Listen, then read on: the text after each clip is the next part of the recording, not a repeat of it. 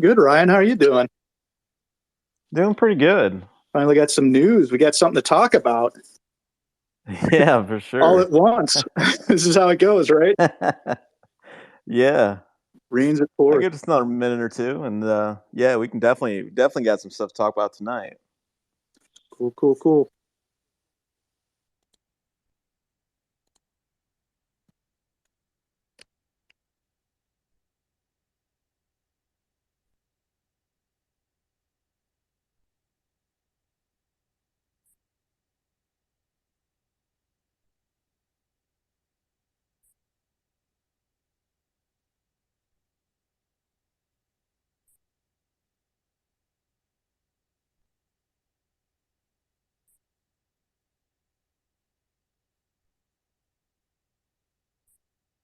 Hey Willie, how you doing tonight?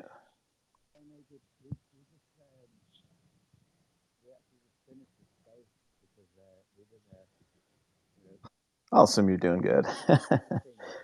All right, we can probably go ahead and get started here.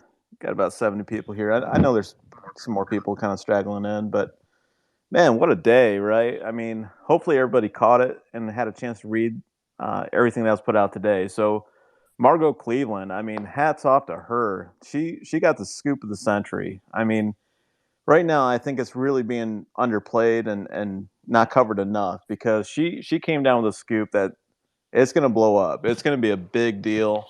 It's a big deal that she got it. I mean, here we are 6 years later, right? And 330 million Americans, apparently nobody, there's only such a small handful of people that are pursuing FOIAs and pursuing documents on this. And Margot Cleveland got it. She got the kind of the thunderbolt on this one. So hats off to her. A few weeks ago, we had come up with a FOIA document, and I had gotten this FOIA from Georgia Tech, and in this FOIA document, Manos had said like very clearly that he had something to do with fancy bear analysis. So that was kind of like a good clue, but I don't think we quite grasped what we grasp now, and it's much more clear in the documents that Margot got. So if anybody has been at work all day and you missed it, Margot has a great story that's written up, but we also have the documents. So I know I've shared some of the documents. I know Fool has shared some of the documents as well, and they very clearly state that um, Manos was involved with investigating the DNC hack, and that obviously opens up just a treasure trove of questions, right? And I'm not going to presume or you know indicate that I have all the answers for you all tonight. I know you have good questions. I just don't have all the answers for you. So if I can try to break this down a little bit, I'll do my best, but don't hold me to anything in particular because this is obviously a breaking story and we just don't know a lot of the answers. So the story, as you all know, in April 2016, the DNC server was hacked. That is the story. And at the end of April, they called in Michael Sussman, who was like a lawyer for the DNC. He ran the investigation for the DNC. He contracted CrowdStrike. Now, Sussman was the client. It wasn't the DNC. Sussman was actually the client for this investigation. He was the one that was interfacing with CrowdStrike. He was interfacing with the DNC. He was interfacing with the FBI. And that's really been the extent of the knowledge, other than at some point these reports made their way to the FBI. And we know there's 3 reports from CrowdStrike, and that was pretty much it. Now we've always had questions, right? With attribution going to the GRU, you kind of think like, okay, well, who's monitoring the GRU, right? We can think about it reactively, where CrowdStrike's going to come in and do an attribution analysis. But what about proactively? If they're our mirror, right? If Russian military cyber group is out there operating, somebody's monitoring them, right? So a lot of people have always kind of thought, like, well, what is the Department of Defense doing right there? Like, did they watch these guys hack the DNC, or what kind of information did they have? And we've never really gotten any information about that. But what becomes really interesting is apparently under the enhanced attribution program that Manos and Jaffe and others were involved with, and Karamidas, who was at DARPA, but later went to Georgia Tech as a professor. And what this group does under the Enhanced Attribution Program is they were just going out there and they were investigating all these cyber crimes. And they were doing attribution analysis for a multitude of crimes. And they were kind of like setting up this program during 2016. This was a pilot program. And that also opens up questions, right? I mean, how much risk do you want to take as a pilot program? What if you're audited? What if there's something you don't know about? So that obviously opens up a lot more questions, and I don't want to get too far down the road. But apparently, what happens is this group with Monos, and I don't want to speculate too much on this, but I just want to stick to what's in the documents. Apparently, Monos is tasked with by the Department of Defense through DARPA with giving attribution analysis to Guccifer. And as you know, Guccifer is the one that was putting out all the documents, the hacked documents from the DNC. And apparently, his analysis was pretty important. Now, a couple of documents that I got a couple of weeks ago was, people from the Army are really interested in the fancy bear analysis that he had done. So we knew there was something there. But now, the exact timing of it is a common question I've been getting all day. I don't know. I don't know the timing of when Monos was called in to kind of take a look at this. Was it in 2016? I don't know. I don't want to say that. I can't speculate that far back because we don't have documents saying it was 2016. But we do have documents in 2018. And by April 2018, apparently they have done this analysis and they're starting to send it off to their contacts in the Department of Defense. And that becomes really interesting because it was about 5 months later that the Department of Defense started indicting these 12 GRU operatives for the DNC hacks. So there's more questions than I can answer tonight. Obviously, I don't want to speculate too much. I'd love to kind of just take it around the room, get some reaction. Maybe we can go a little bit further about a couple other pieces that I'm aware of. But MB, I don't know if you want to kick it off. I don't know if you have any reaction or Willie and King. I'll certainly invite you to speak. And Mansoor, I see you're here too. So yeah, kick it off, guys. I'd love to hear what you think. Sure. I think we got to give Ryan his props right now because he was the guy that put these FOIA requests in with Georgia Tech and did the heavy lifting and does not get enough credit. He's a humble guy, but I mean, he really did the heavy lifting on this stuff. So thanks for that. The other thing is that I really curious what else was going on with Georgia Tech, what else was going on with Monos, because like you said, this is really the tip of the iceberg. We've got a couple of emails that just are tantalizing and they don't tell us a whole lot about what actually happened, but where there's smoke, there's fire, something happened. And, again, we can speculate all kinds of things, but the other thing that I thought the last time we had this, that it was a little bit premature to dig into the DNC server hack. I kind of had a feeling like, it's too early. People are going to get, over the skis on it maybe, but nope, the timing was perfect because if you listen to the last spaces, we went really deep into this and explained, what we knew, and we're pretty careful about it. And it's really relevant right now. So hopefully y'all caught that. Okay, so Hey, Willie, I think your microphone's pretty quiet there. okay, so the attribution of so it's CrowdStrike attribution, the APT 2829 Cozy and Fancy Bear, and so this is all this like ops trust group. The thing that Joppy set up, so that, well, he didn't set up, but he was part of it. So all the CrowdStrike, FireEye, whatever the other, I don't know. So there's a load of different companies, which are the McAfee, etc. So they're all part of this Ops Trust DNS, like sharing virus typey thing. And what I think we've seen today is that DARPA is involved. Um, so Well, what I was don't know if we can make that connection right away. So what he's referencing, and people, if you haven't been following this for a couple weeks now, so a couple weeks ago, this story came out about Ops Trust, and what Ops Trust is a highly vetted community. It's like a secret forum for highly vetted security professionals, law enforcement professionals, apparently, that are involved in this like community, and you have to have somebody vouch for you to become a member. And they advertise this, right? So I'm not just making this up. You can go back to like the Wayback Machine, and it's opstrust.net, I believe.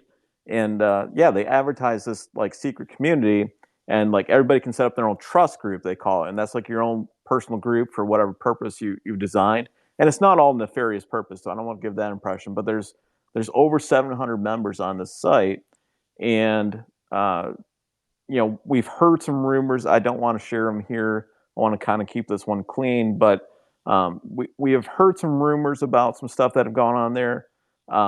We don't know the extent to which it was used in relation to the DNC hacks or Alpha Bank to actually share any information.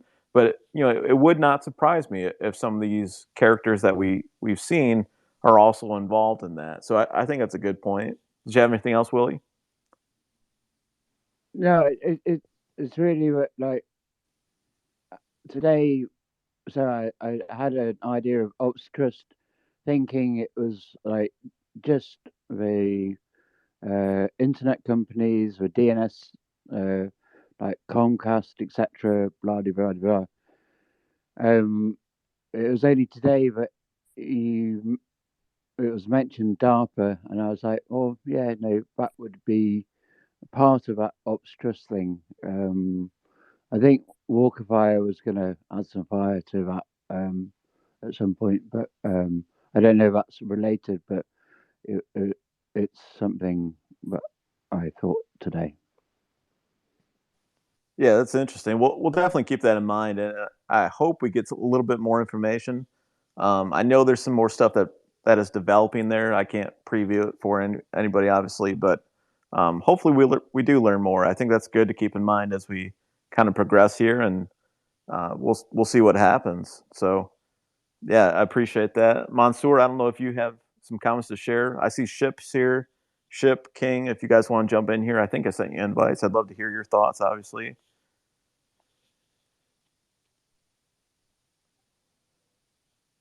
Mansoor, if you got anything, go ahead. Otherwise, I'll Hi, sorry, I'm toss it. just I'm gonna have something in a minute. Okay, I'm reviewing it still, so I'll see you in a minute.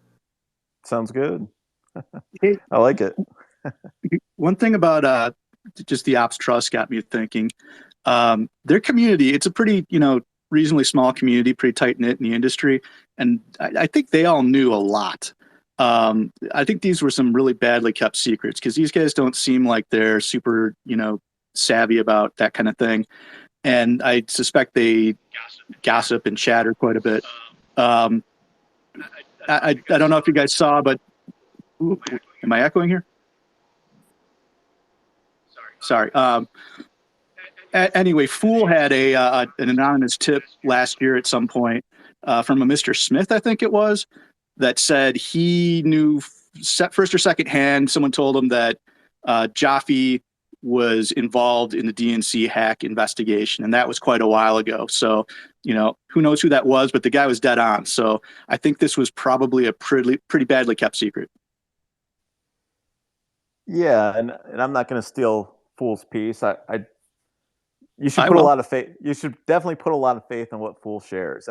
He's very cautious about what he puts out there, and I'll say that much. So anything Fool puts out there, and I'm not going to get ahead of him on anything, but definitely take that under advisement, and definitely pay attention to everything he puts out there. And to your point, I mean, these guys, it's amazing to me, right, to see Manos's lawyer Shamel like send him these emails and talking about the case and stuff, and then Manos like destroys privilege by sending it out to his buddies. Right? That's why it comes up in FOIAs, because this guy's like sending it to his buddies, and it's like it's it makes me laugh every time I see these emails come up. And the bombshell today from Margot was like him putting something out there to, like, he's trying to do the right thing, I think. And I really felt a little bit of sympathy for him, because he's going through a lot, and we're all interested in getting justice, but I don't want to see anybody suffer. And everything that is adjudicated should be done in a court of law, not in the court of public opinion. And Manos has a different take on some things, so we should give him the time to make his case, and let the facts kind of fall in line with where they are. And then that was my thought, and I certainly still feel that way. But then it comes up like the attribution, like he's involved in a lot more than what he's kind of leading on. So I don't know. He's a very interesting guy. I love for him to like jump into this chat and just like tell his side of the story, because I don't actually get the sense that he was like a conspirator. I don't actually think like he was in the planning operational type stage. But you do have to ask, like, how much did he know, and how much should he have known? If he was looking at the attribution side, and then all of a sudden, like, he's being asked to look at the DNC or the Alpha Bank pings and stuff, it's like, come on, dude. Like, you can't really plead ignorance to this. You know something's going on here. So I, we'll I, see. I, But I think it's a very repetitive Greek name, like Manos. I forget his surname, but it's repetitive, like Papadopoulos. It's like yeah, yeah. Well, got some long names in this one for sure. Ship, Ship or King? Yeah. If you guys want to jump in, I see Fool. I'll add Fool here too. Okay, this is King, and I just one comment, then I'll step aside because I'm not sure I have much to add to this one. But I think it is significant that if you compare what's been published about CrowdStrike's analysis to the details that are in the Mueller indictment of the Russian hackers, they don't match. The Mueller team relied on somebody else other than CrowdStrike to put that indictment together. And it from what we learned in Margot's article today, I'm 98% certain it he used the Georgia Tech people.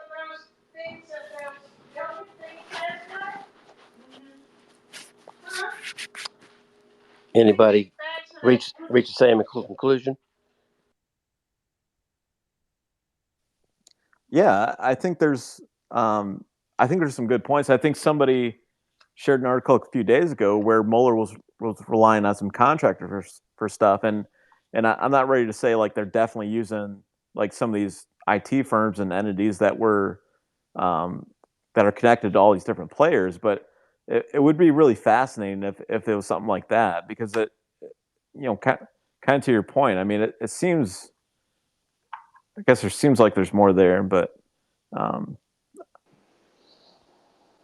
oh, sorry, just got distracted for a second. King, I don't know if you have anything more. Go ahead and take it. Otherwise, Ship, I see you're ready to speak. Yeah, there is a I've asked about this a couple of times over the years, and I can't remember the name of the program, but there is an FBI program that exists that is semi-formal arrangements between cyber squads and private industry, and it's really designed just to leverage sometimes the greater technical ability that exists in private industry than the FBI cyber squads can necessarily bring to bear on a problem. It's semi-formal. There is a program that exists where it's documented, but it's on kind of a case by case as needed basis. Sometimes these the private industry company is just a pointer. It's just a tipster. Sometimes they're leveraged to specifically ask to do a certain thing. And this is not a big secret. This is not a secret program. I mean, it exists in every office that has a cyber squad, a place they can, and I know that the arrangements are documented. They're not like under the table or secret, and I suspect that you know the cyber aspects of Mueller's investigation were done in that fashion. With established FBI tech people assigned to the Mueller special counsel because Mueller used FBI personnel. And then they worked with, a higher level of expertise in the private sector to generate, the two main indictments that focused on Russian activities. Now, I mean, I could go back. It's probably. I mean, I wasn't writing at Red State then, so it had to be a long time before that. Might have been like at Paterico or something. But I wrote some very, very critical analysis of those two long Mueller indictments, basically from the standpoint that, you know, Mueller could put anything in those he wanted. Those did not have to be based upon any substantial evidence because they knew when they brought them, or they expected when they brought them, neither one of them would ever have a defendant that actually turned up in court and asked for the discovery or tested the strength of the indictments. You can say whatever you want in an indictment. You can feed information to a grand jury, and then the prosecutor writes the indictment. I mean, I hope nobody's under the illusion that grand juries actually write indictments. The prosecutors write the indictments. So the prosecutors and the SCO, Mueller's SCO, could sit at the computer and write the indictment to say whatever they wanted to say, put source material into the grand jury testimony that's consistent with that, however thin it might be, and then trot it out into the media in a big press conference because you put it all in a public document without the expectation of ever having to prove it. Because, well, if you indict 12 or 14 or however many GRU officers and you name them and you make it a public filing, you're never going to catch them. They're never going to leave Russia and walk to a country where they might be indicted or they might be arrested and extradited. So it might have been the Georgia Tech researchers, as I think King just mentioned, that Mueller leveraged but well, I guess if they looked at as Margot's piece today says, Georgia Tech was asked to look at Guccifer 2.0. At least that. That's what the one memo she's got says. But who knows what else they were asked to look at? That's sort of every time you get one of these threads, one of these strings that you can pull on from a line and an email like she found, and I would point out again the point that I've made on Twitter many times. It's like Durham's so far ahead of the rest of us. You guys just can't. These are questions he was asking this guy months ago in the grand jury. He's already looking at the DNC hack, and so who knows where else he's gone at this point. The one thing I'm surprised at is we don't have more leaks into the media, not from Durham, but from the people that are being questioned and their lawyers. They can say anything they want. There's no secrecy surrounding, what a special counsel asks you. They can talk and leak and say anything they want to anybody they want, any member of the media they want. It can end up in the press. So I've always been a little bit surprised that Durham's interests have been as well concealed as they have been, given that anybody who's asked questions could go public with what they were asked about. I think that's such a great point, Ship. I mean, you made several great points there. I'm really amazed, and I've been thinking about this for a few days now, that they didn't run to kind of the stenographers that they have, and they've leaked other pieces, but a couple of emails, and I don't know if you've seen these, but there's part of the FOIA release that Margot got. Manos was like terrified of being tied to the attribution. He wasn't concerned about the Alpha Comms channel. He was terrified what would happen if the public found out that he had a role in the attribution of the DNC hack. And that's what he was concerned about, and that's what he was expressing to the administration at Georgia Tech. He wanted extra security uh, in advance of that, and that was in June 2020, I believe. So uh, another piece that we got, and there's a few other emails, and there's some stuff that hasn't been released yet that I'm kind of sandbagging on, but there's some other emails from that same time period where it's really clear. We have some emails from June 2020, but they're referencing conversations that go back months at that point. So in my opinion, this goes back into late 2019 that Durham's had this. And to think about that, I mean, Durham's had this for a couple of years, and this might actually be why Durham publicly disagreed with Horowitz. He literally might have had this by that point. So that's pretty amazing to think about too. Well, and that time frame is interesting because there was never any firsthand information. But remember, everybody, there was speculation he was going to act in August 2020. Us 90 days, at least 90 days prior to the election. That's sort of like an unwritten benchmark in DOJ is if you're going to take enforcement action that might have some impact on an election, you don't do it inside 90 days. So people were looking at that August window. Durham's going to act. Durham's going to act. Durham's going to act. But August 2020 was 5 months into COVID. And so now you just gave the time frame here for some emails as June 2020, right? So we know Durham was active at that point. But what happened, and this is what people I think just who've not been involved in this process don't appreciate is, Durham is largely interviewing people and then putting them into the grand jury. And when you want to interview somebody that's got a lawyer and you've got agents involved and prosecutors, it's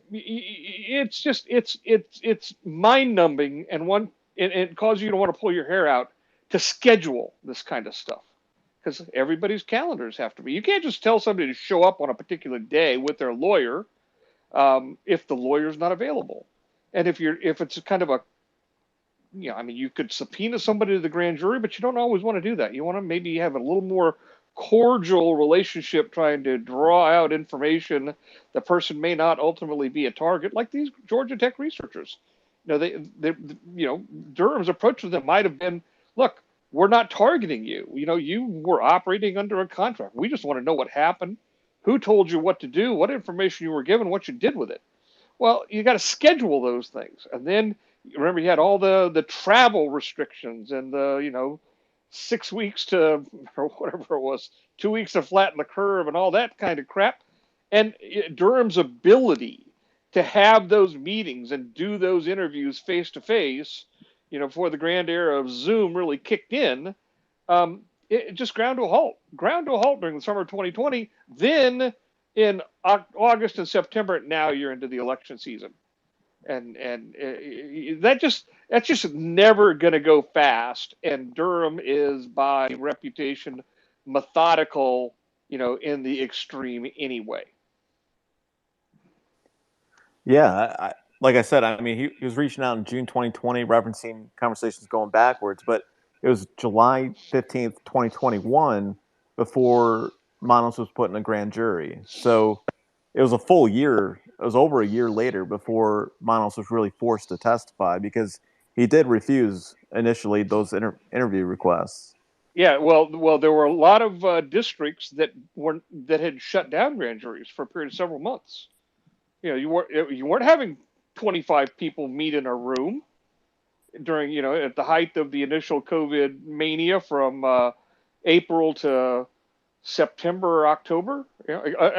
25 people could meet on the street and protest, the death of George Floyd, but you couldn't have 25 people meet in a room to hear evidence of, criminal activity. And there were a lot of districts that shut down their grand juries. They didn't do any grand jury proceedings the entire summer of 2020.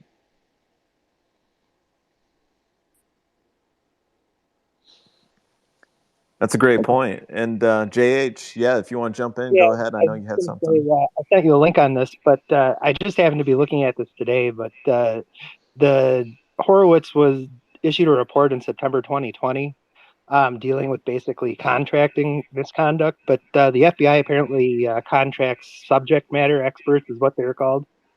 And there's this company, Tuva LLC, that generated a big report. And they got like $60 million from December of 2015 was when they were first contracted. That date kind of stuck out a little bit. But all the way through like 2019, they, basically getting contracts as subject matter experts when they didn't seem to be doing a whole lot of work or being conducted with a whole lot of oversight. And I'm kind of wondering if it's related somehow. But that's it. I think they're called SMEs is what I was getting at. Yeah, I think I see the link that you sent me. I'll have to take a look at that. I am not familiar with that one in particular.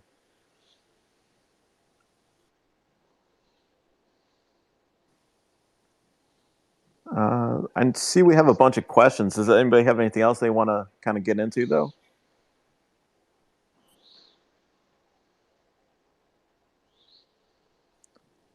All right. Thomas, I'm going to go ahead and add you. And if you have a question or comment, go ahead.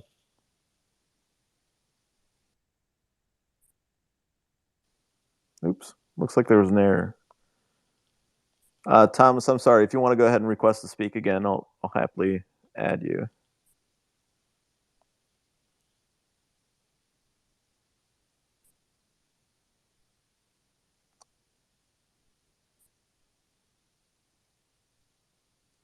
Well, I think we lost him. Mansoor, I think you had a comment you wanted to get into, or you had some more time? I'm just getting sidetracked on Marcy Wheeler right now.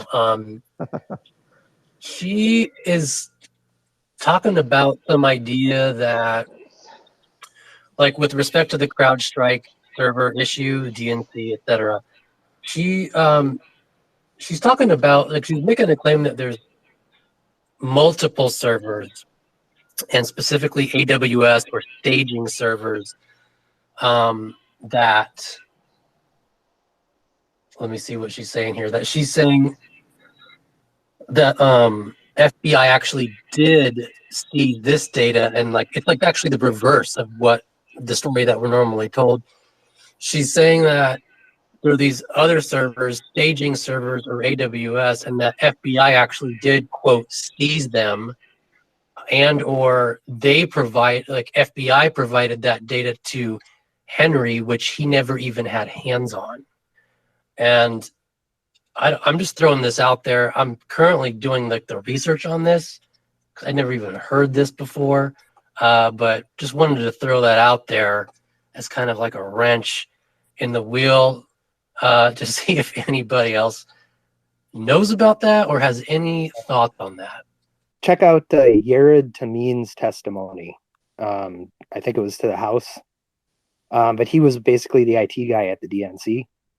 And he was, in his testimony, he said he turned over logs, but I didn't see anything about actually handing over like full server images or full servers. So I'm sure the DNC does have a bunch of servers, but server is kind of a generic term for all sorts of different things, I guess. Right. Yeah, I don't see that she's actually citing like source documents or anything.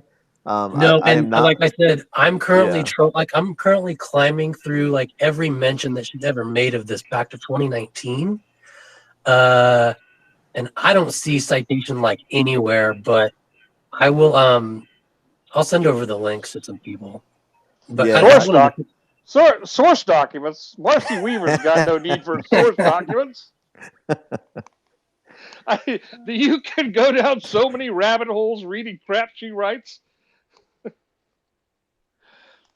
I recommend that. I can't even go on her site. I can't even go on her site. It gives me a headache. I completely agree. I actually tried to read her blog a few times because she gets so much play. I mean, for Christ's sake, who was it? Susan fucking Hennessy was like citing her and reaching out to her as a source, like an authoritative source on stuff. So I'm like, Jesus Christ, I guess I have to read this lady now. And you're right, it's impossible to read. It's impossible to conversate with her.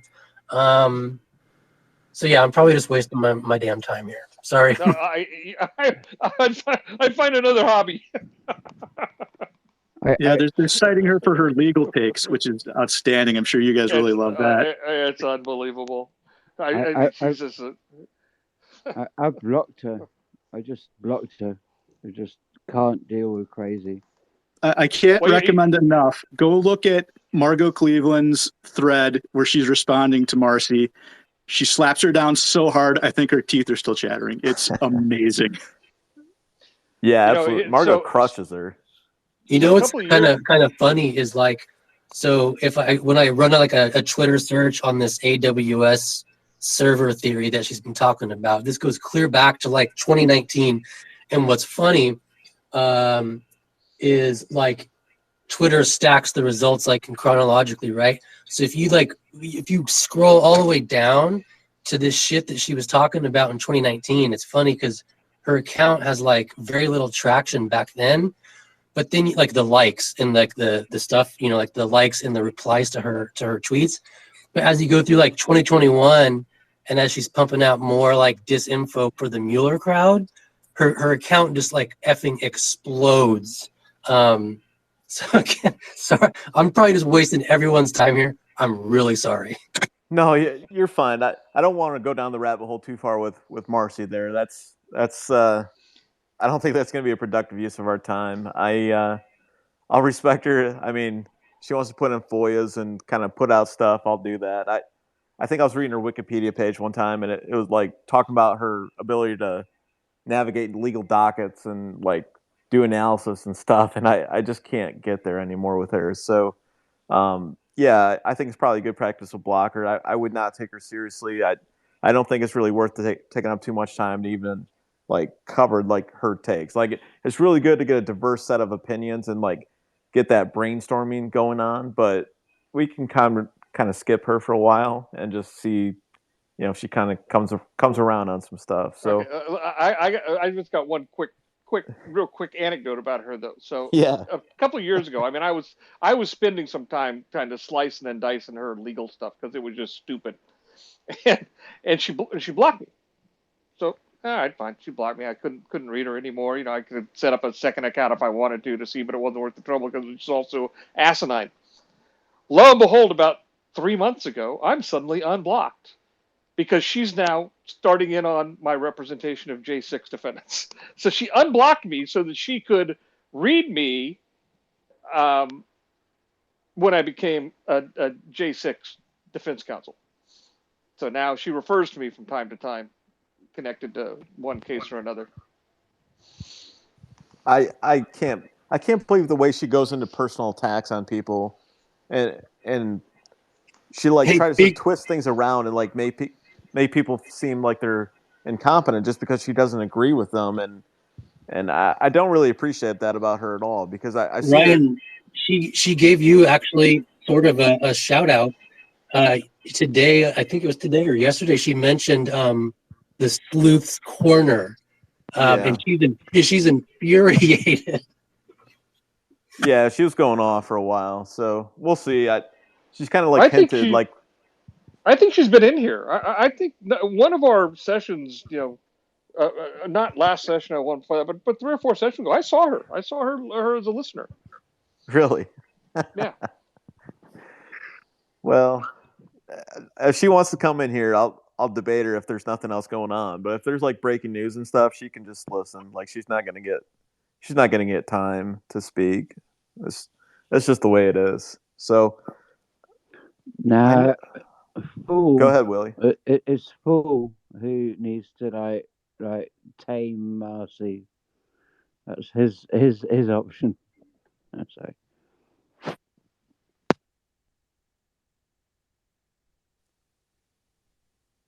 Sorry, Willie. I think it cut out there pretty bad. Thomas, I see you're back. I don't know if you have something. There is one more topic I wanted to cover. I'm kind of waiting for Fool to come here because it's kind of cool, and Fool knows a lot more about it. It's related to the Hal Martin case, and we have a couple emails, and I wanted to get Fool's take, and I know he'll be jumping in at some point here. But Thomas, if you want to go ahead, and then Mitt, I see you're around. I'll cue you in second. Yeah, thanks for having me on. I was just wondering if you could give your take, and maybe we could get Ship's take on the hearing that happened today. Your take on the judge's interaction with the special counsel, and whether you think that means the end of these speaking indictments, which have been so entertaining to read. Yeah, Ship, I don't know if you had a chance to read that today. I am not like a legal lawyer or anything. Ship, if you read it, go ahead and take it. I just read a few of the. I guess Ryan, is that Ryan? You were listening to it, right? So because you were doing some live tweeting, it seemed like, and I Yeah, I read did a few of the comments. I mean, to me, the hearing was a nothing burger. I mean, it was just. I think this was the one about the existence of conflicts and the prosecutor. You just want to call those to the court's attention. So the court deals with them with the defendant and any conflicts that exist that the defendant is aware of them and makes a knowing and intelligent waiver of any conflicts that exist, because most of them can be waived, but you want to do it in court, you want it on the record, and that prevents it from coming back post conviction and coming back to haunt you, that the lawyer had a conflict of interest and the defendant never waived it. The judge's comment at the end of the admonition, what I really liked was his comment was, you have an audience of one, and that's me. Like, okay, I'm going to keep telling you all the things I think you should know. It's like, I don't know how that changes anything. You see, this extraneous information that they apparently think that they're loading up into these filings, it's like, well, you don't think that's important information for you to know, Judge? The judges, this is, DC is maybe worse than a lot of other places in the sense that those judges are busy. They've got dozens and dozens and dozens of criminal cases and a couple hundred civil cases all at the same time. And these judges, I don't care how notorious a particular case is, except maybe Emmett Sullivan and General Flynn, they do not have command of every discrete fact in every case that they can simply call upon, whenever the case is called for whatever hearing. They have to continually go back and remind themselves of what a particular case is about and what the facts are, because it's just they have the dockets are just enormous and they're packed with important cases. So it's like in a criminal case, especially as both the prosecutor and now the defense lawyer, I continually take every effort I can get to educate the judge as to the facts of the case. And so I don't know that his admonition of the special counsel to not be so effusive with extraneous facts, it's going to stop anything. There's really no remedy for that. The prosecutor can get away with that because it's a public document. Well, you can tell me that I should have, the way the court puts stop to it and says, and this is actually unique in DC in my experience now that I'm practicing there, there's no page limits.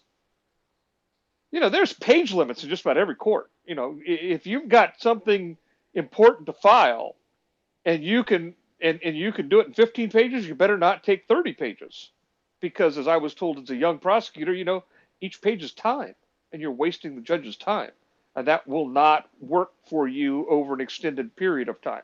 So but DC in their local rules doesn't have a page limit on motions.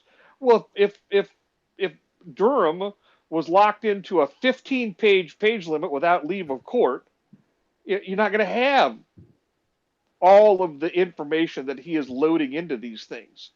But let's say he files another one where he has a lot of extra information in it, and the judge criticizes him for it. Well, Judge, we thought it was important for you to know that stuff. So I don't know what the judge thought he was accomplishing with that admonition.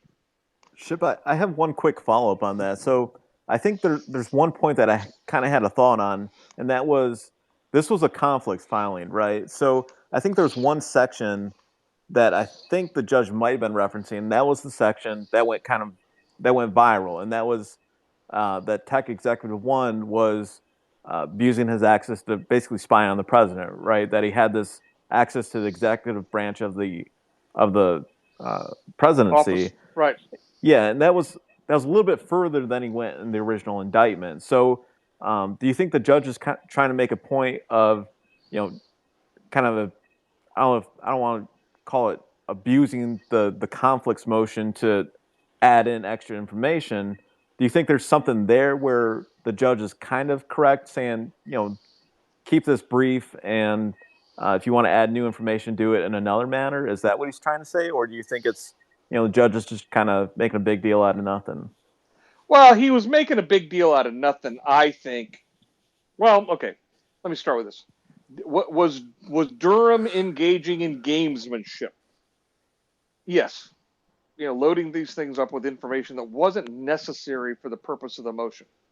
Yes, that's gamesmanship. That's putting material into the public dialogue that otherwise would not be there. And so the judge was calling attention to the fact that that information was not necessary to the purpose for which you filed this particular motion. Might be necessary in another motion. It wasn't necessary for this motion. So the admonition was, in the future, don't engage in that practice. But the problem with that is it's the prosecutor who makes the first judgment as to what's necessary or not necessary to include in his paperwork. The judge only can respond to that. There's no real prophylactic way to slow down a prosecutor who's going to engage in that kind of activity. The Mueller did it the same way. I'll resist a comment on January 6th because I shouldn't. But so the Department of Justice can introduce information into the public arena inappropriately in a variety of ways without fear of consequence. I thought it was pretty funny that the judge made a comment that literally he said, "I know what you're doing. I was a prosecutor and I used to do it too." Exactly. But kind of knock it off. These are not new games. But I think today's, like, what we take away from today is that Sussman hasn't removed Latham and Watkins as his lawyer. Even though that John Durham has said, you maybe want to have a look at the competing interests, and he still doubled down on that he's going to keep Latham and Watkins as his lawyer, and I think that's quite telling. Yeah, I cut out a little bit there. If that was directed to me, I couldn't understand the question. Yeah, sorry, Will. You broke up pretty bad there. Yeah, no, I'm sorry. I'm just saying that it's like Sussman at the end of today still retains Latham and Watkins. He's not got rid of them. Yeah, Ship, I don't know if you have any thoughts on that. I mean, the conflicts motion, Sussman just kind of waived all the conflicts. I don't know if you had time to kind of read it with everything that's been going on. I mean, were there any conflicts that stood out to you if you did get a chance to read it? And this is this is kind of this is a problem without a meaningful solution. Latham and Watkins is a huge firm. There's like 2,000 lawyers in that firm. They've got 50 offices all over the world. Sussman wants to have Latham and Watkins. It's just not a circumstance where you can tell a criminal defendant that you have to go pick a law firm that doesn't have anybody anywhere in the law firm that ever had anything to do with some other aspect that might be implicated in this case. The defendant has the right to counsel of his choice. And if conflicts exist with that solution, then the remedy is to bring the defendant and the lawyers in the office and say, here are the conflicts. Do you understand the possible consequences of those conflicts? And are you, willing to waive the existence of the conflict? It's not really, it's not something that a prosecutor, can influence. You can only call attention to the existence to the court, and because a defendant has a constitutional right to zealous representation by counsel, and the implication is by counsel without any conflicts of interest. So when it turns out that counsel does have a conflict of interest, that doesn't mean you lose your lawyer. It just means you have to acknowledge that you understand the conflict of interest and you waive any rights you might have as a result of its existence. And then you go right on with your existing lawyer. Now, I think we all understand that, but it's the proximity of Latham and Watkins as Sussman, who's a Perkins and Coie lawyer, whereas the Latham Watkins have also represented, I don't know, there's like 4 other parts in what is possibly a conspiracy indictment. And so from what I saw today, or what I heard today, I'm like, maybe he's giving you the opportunity to withdraw yourself from the conspiracy, because it's law firms like Perkins Coie is a Sussman suspect. Mark Elias is in there, and then you got to ask your questions about Latham Watkins and all their various representations of the DNC, the whatever. I think when Durham did this today, he's basically saying, well, you can carry on with these lawyers, with your Clinton lawyers, or you can take a plea deal. Anyway. Well, I think Durham's just getting it on the record, right? I mean, if something actually does come up later on and there's really a serious issue, then at least Durham brought it to the court's attention, and it's in the record. So I think Durham's just covering the bases and doing it by the playbook. Glenn, I see your speaker. If you want to jump in, I don't know if you have a question or a comment, but go ahead. Hey, yeah, thanks for allowing me. Although the topic I was going to ask or speak about ran by pretty quick, right when I joined in. It was the DNC server. So if you want me to beg off of that and wait, I will. No, problem. Absolutely. We can definitely go back to the DNC server. I mean, that's that's the real bombshell of the day. So absolutely, if you want to go back to that, we can. So yeah, there's something that's always tugged at me, and you battle it back and forth as you hear different comments from different people online and the great research that everybody's doing in the server itself, the actual server, the DN server that was supposedly hacked, or wherever that actual machine that the information came from, as opposed to these AWS servers or extraneous servers, other servers that were imaged and the images were given, or logs, and that's what the FBI looked at and then accepted the interpretations of those from CrowdStrike because they'd used CrowdStrike before. And I get all that, and I get what people are saying, but doesn't the whole argument become a moot point when you look at the testimony from Henry inside Hipsy under oath? When someone, I can't even remember who it was, that nails him down and pressed him hard enough, which normally doesn't happen, but in this situation it did, kept pressing him hard enough that he finally had to say, no. We have no evidence, and we've seen no evidence that there was any exfiltration from the server. There is, however, evidence that it was being prepared to be exfiltrated, or it was able to be exfiltrated, but the actual exfiltration of information never took place. So doesn't that quash everything else after that about whether the FBI got to see the actual server, or was it images, or was it interpreted logs? I'm just trying to wrap my head around that testimony.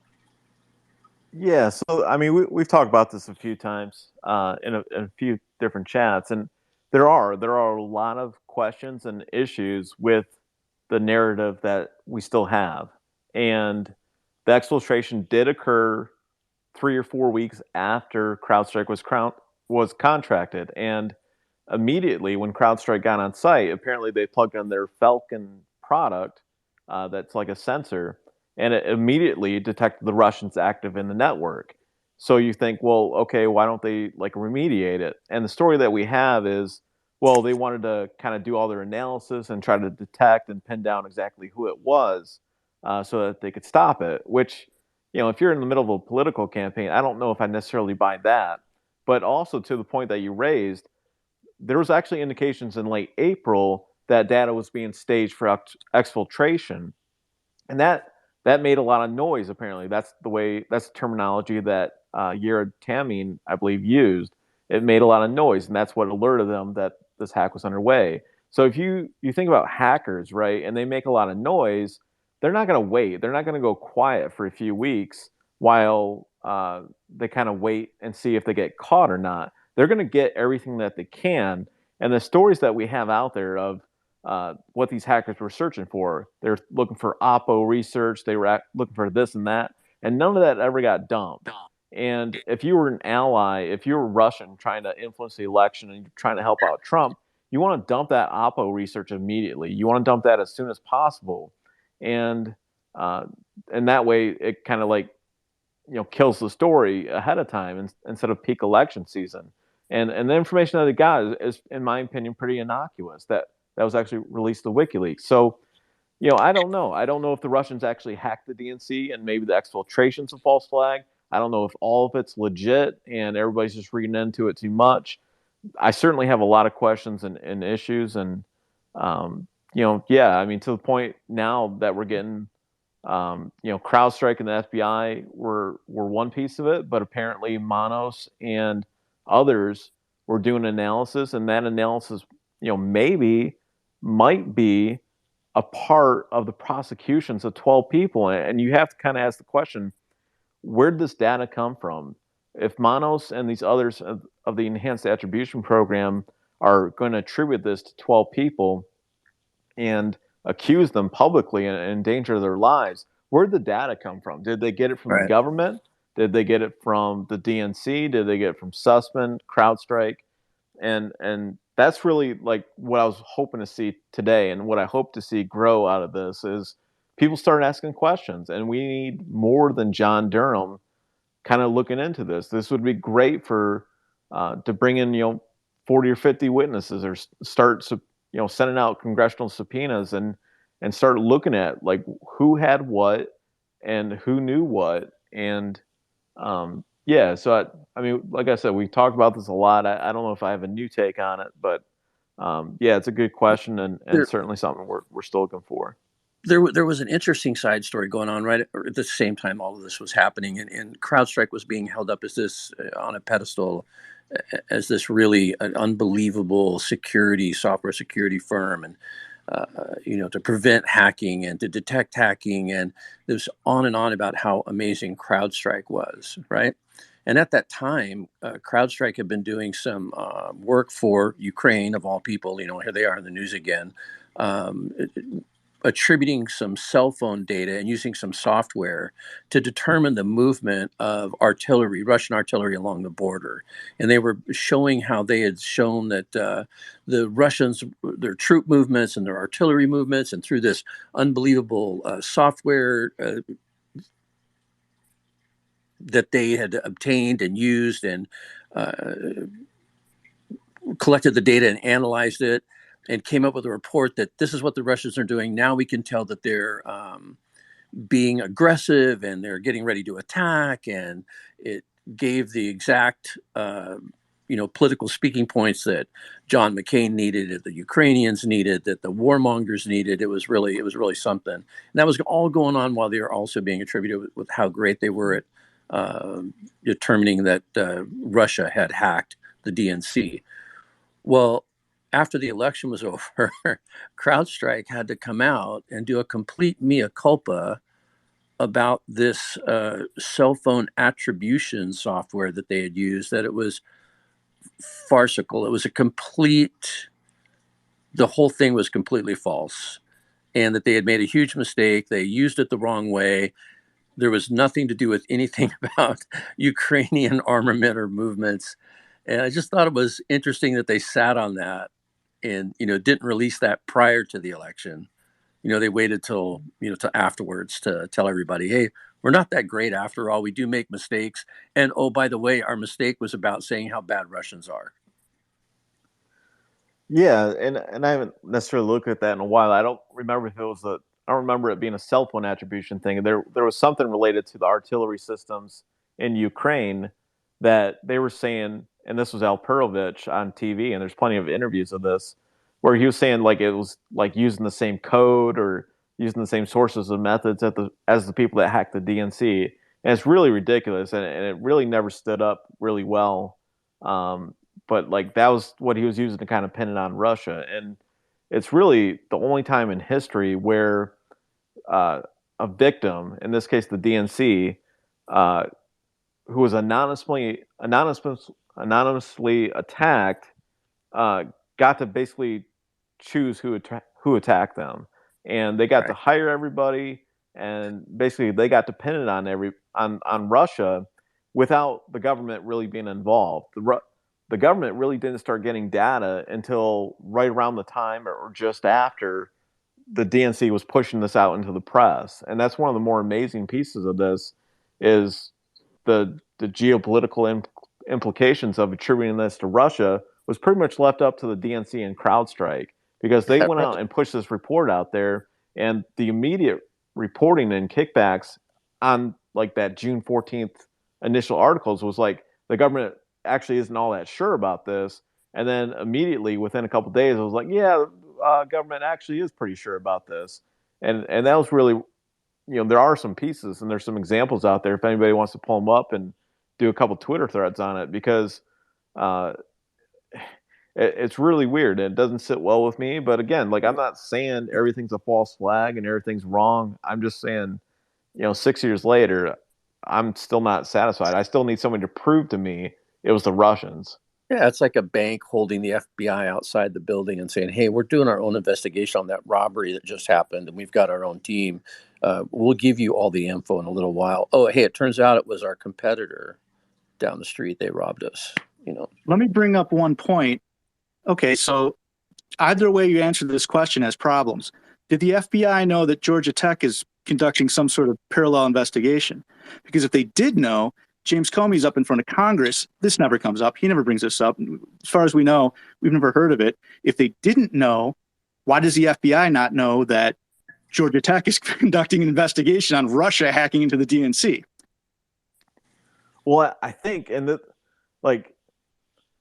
so if you read some of the emails, I don't know if we actually released these or where they are, but the Department of Defense tasked Manos and this group to look at these hacks. And you start thinking about that when they did that. I don't want to speculate too much, but it's like there's certain people in the intelligence community that are going to be responsible for accumulating all the different pieces of information that they have. And did they know this? Did they start doing this when they compiled the ICA report? That might be pretty interesting if they were looking at that with the ICA, and then somebody there, like, that's where the crossover might be. To your point, like, did the FBI know what the Department of Defense was doing? Well, I don't know about that, but somebody is gonna be pulling information from both of those pieces by the time the ICA is being compiled. I mean, it's a counterintelligence case as much as anything, and the FBI should have. I mean, okay, the left hand doesn't know what the right hand's doing half the time in government, but this was supposed, this was a big deal. This was all hands on deck situation. Apparently it was, the greatest international incident of the last 50 years or whatever, however they want to describe it. I'd like to know the answer to that question. What did the FBI know and when did they know it? Or maybe they didn't know anything, and that's interesting too. Yeah, I mean, to your point, I mean, they're doing this huge counterintelligence investigation. They're going down, Russiagate. They're running down, Mueller's kicking off. So if somebody didn't know, that's almost just as interesting, because if the Department of Defense has all this information and they're just withholding it, that doesn't sound right. So, it obviously raises a lot of questions, as you're pointing out. Well, the FBI always falls back to the same thing that, hey, we told the DNC, we came to them, they just didn't want any help from us. In the spring of 16, and then even earlier than that, they list the number of times that they went to the DNC and notified them that, hey, you've got some issues, some stuff's happening. Do you want us to come in? Right? That's always their excuse. Oh, and then after that, we just went away and didn't look at it anymore. Yeah, and there's stories about the DNC doing upgrades to their firewall, and apparently they did some type of patch like a week or two before they were hacked. So doesn't speak well to their cybersecurity firms and contractors. And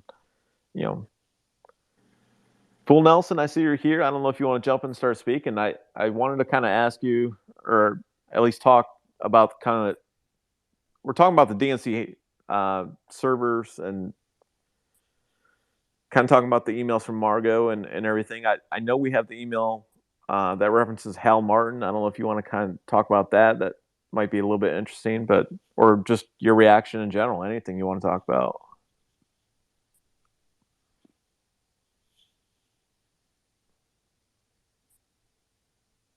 That's all right. Come back to you, Fool. You're busy.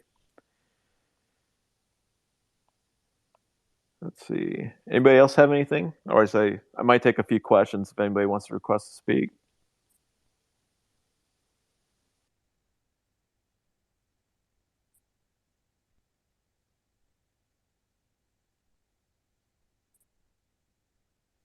Sure, real quick. Do we know for a fact that it was DARPA that had Georgia Tech doing this that they tasked them to do this?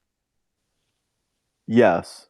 So Manos points this out in his email, and he says very clearly, I don't know anything.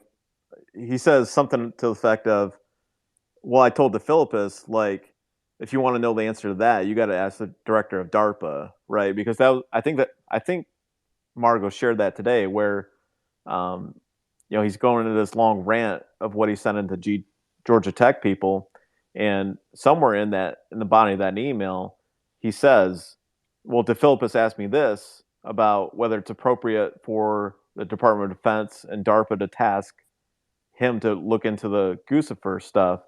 And he was like, well, that's really a question for the director of DARPA or whatever. So, yeah, it was them that tasked him, apparently, according to Manos, at least, my interpretation.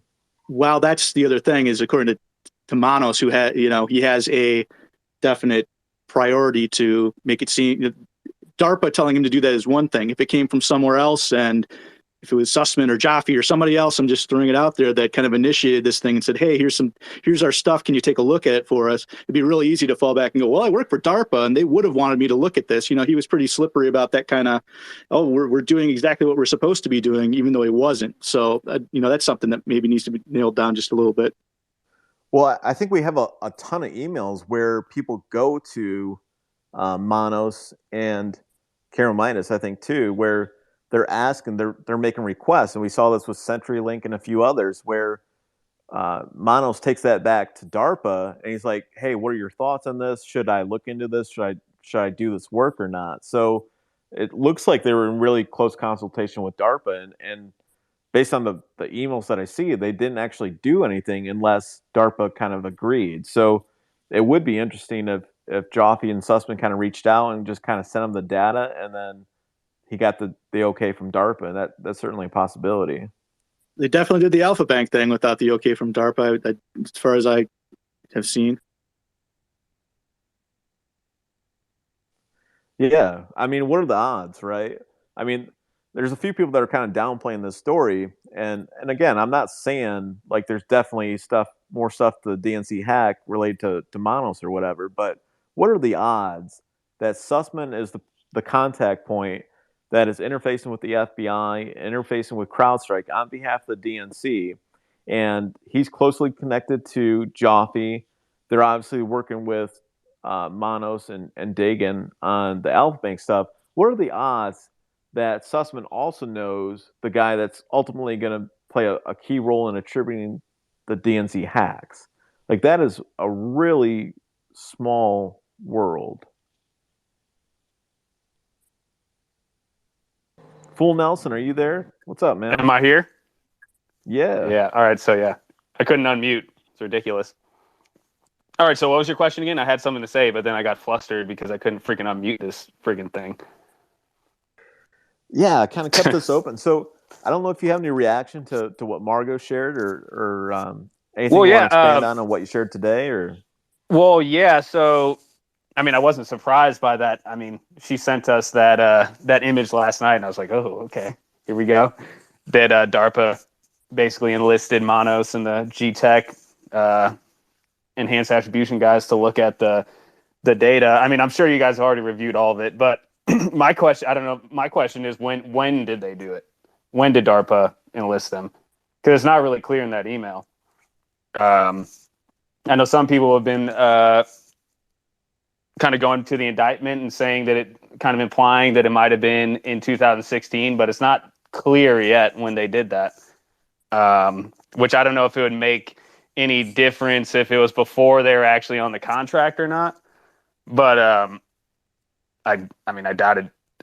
I don't. Well, I mean, it kind of depends on what data. I would imagine what they were getting, but I mean, they're still getting Executive Office of the President data. So, but that's my main interest of that. And moving forward, I mean, there's no evidence yet that I guess Joffe was involved in that little operation there, that attribution project, but I'm sure he was. I mean, that's kind of where I think where it's going next. Like, what was Sussman's role potentially in giving up the data and stuff like that? But you said something about Hal Martin. I mean, my only comment about that is that just in relation to Mueller, I guess, that there's definitely precedence for Manos being in direct contact with DOJ people that were prosecuting Manos. And Walk of Fire had that some of those images from the docket, some of those filings about the information they would have to give up through discovery was like I forgot the words exactly for it, but it was interesting or something like that, or new and complicated to how they can give it up, which means it was probably like private data that they were getting, you know, and then can they give that up in discovery, etc. But going back to that, it's interesting because, I mean, I saw somebody had like a Marcy tweet up there, and Marcy obviously went to Mueller, I guess, or the DOJ at least, to give some information about somebody she thought was involved with the DNC hack, Goosefer 2.0, et cetera, but also with the shadow brokers. And that's what kind of made her go to the Mueller team or to the DOJ in the first place, is because after WannaCry came out, she said she thought she had to go over there, which she said she met with. She didn't meet with Mueller. She met with a lawyer in the National Security Division and some FBI agents investigating cybercrime. And I'm wondering, because they say like the case number 2 in that Hal Martin story, or in that Hal Martin email between Manos and the guys prosecuting him, it says case number 2, and I don't know what case number 1 is, but I'm wondering if it's potentially Goosefer 2. But and I'm also wondering if Marcy went to that David Aaron in the National Security Division who was prosecuting Hal Martin. If they sent her, since she was like worried about shadow brokers and Goosefer 2, because she thought this guy might have been involved in both. So I'm wondering if they sent her to these Hal Martin prosecutors, or she also kind of insinuated it could have been this Ryan Dickey, who became, once they started investigating, I think Jeannie Rhee, like in 2018, started wanting investigating the hack and attribute it to the GRU agents, and eventually indict him. So I'm not sure if she went to him or to Aaron. I could probably ask her, but it seems like she kind of has like some insight. She's kind of freaking out about this insight into who was working on that attribution. So I'm interested to see who she met with, because I mean, I got on Truth for like a little bit, but me and Walkafire have been looking at this. She's also like said there's this forensic tie between the Shadow Brokers and Goose for Two. So that's why she went to FBI, because she wanted to talk about Goose for Two and the Shadow Brokers. So I'm wondering if she went to the Hal Martin team. And that could, I mean, they could not be connected at all, but that was her theory. But otherwise, it was a pretty cool little email that popped up yesterday, which basically, like you're probably saying, I don't know what you guys have been saying already. It doesn't mean anything. Like, I have no problem with DARPA sharing with Georgia Tech. It just, perception wise, it's like, oh, these guys were given, the Trump, the alpha data, DNS data.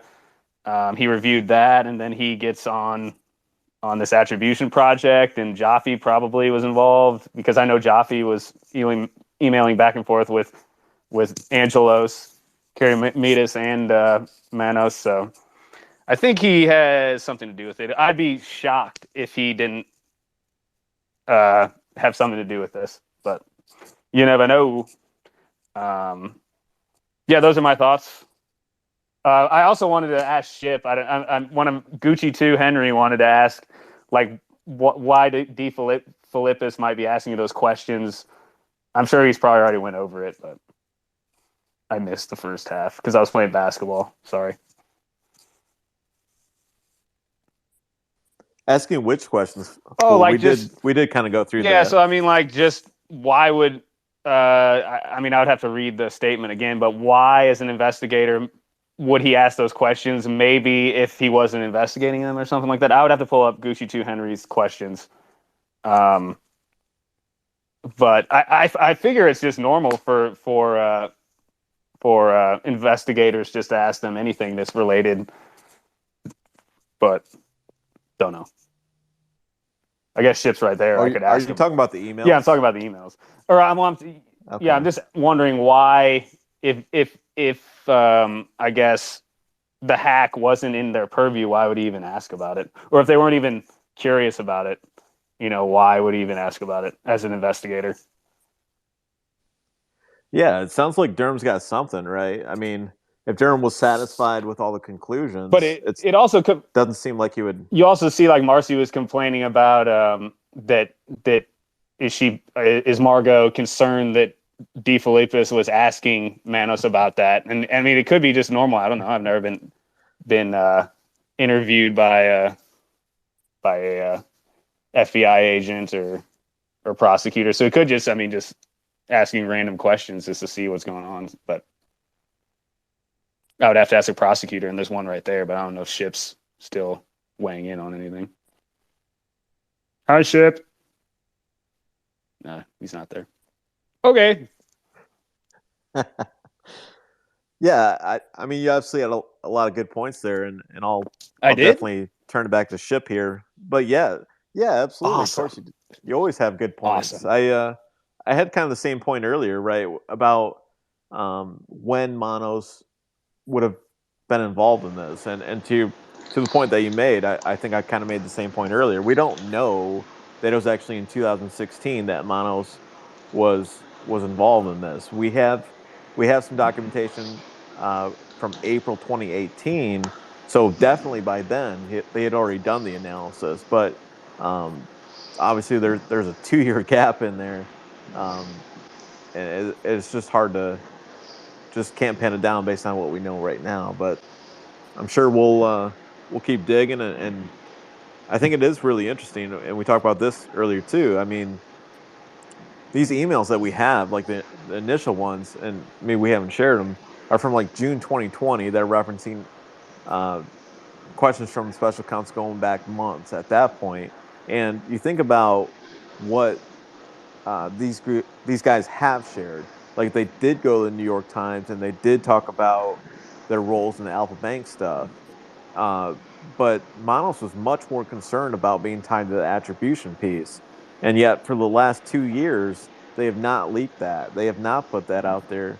Maybe because they didn't feel like there was any type of spin that could be put on it. But they're definitely not. They're either not trying to get in front of anything anymore, or they didn't feel like they could even get the right amount of spin from the New York Times to kind of put their take out there, I guess.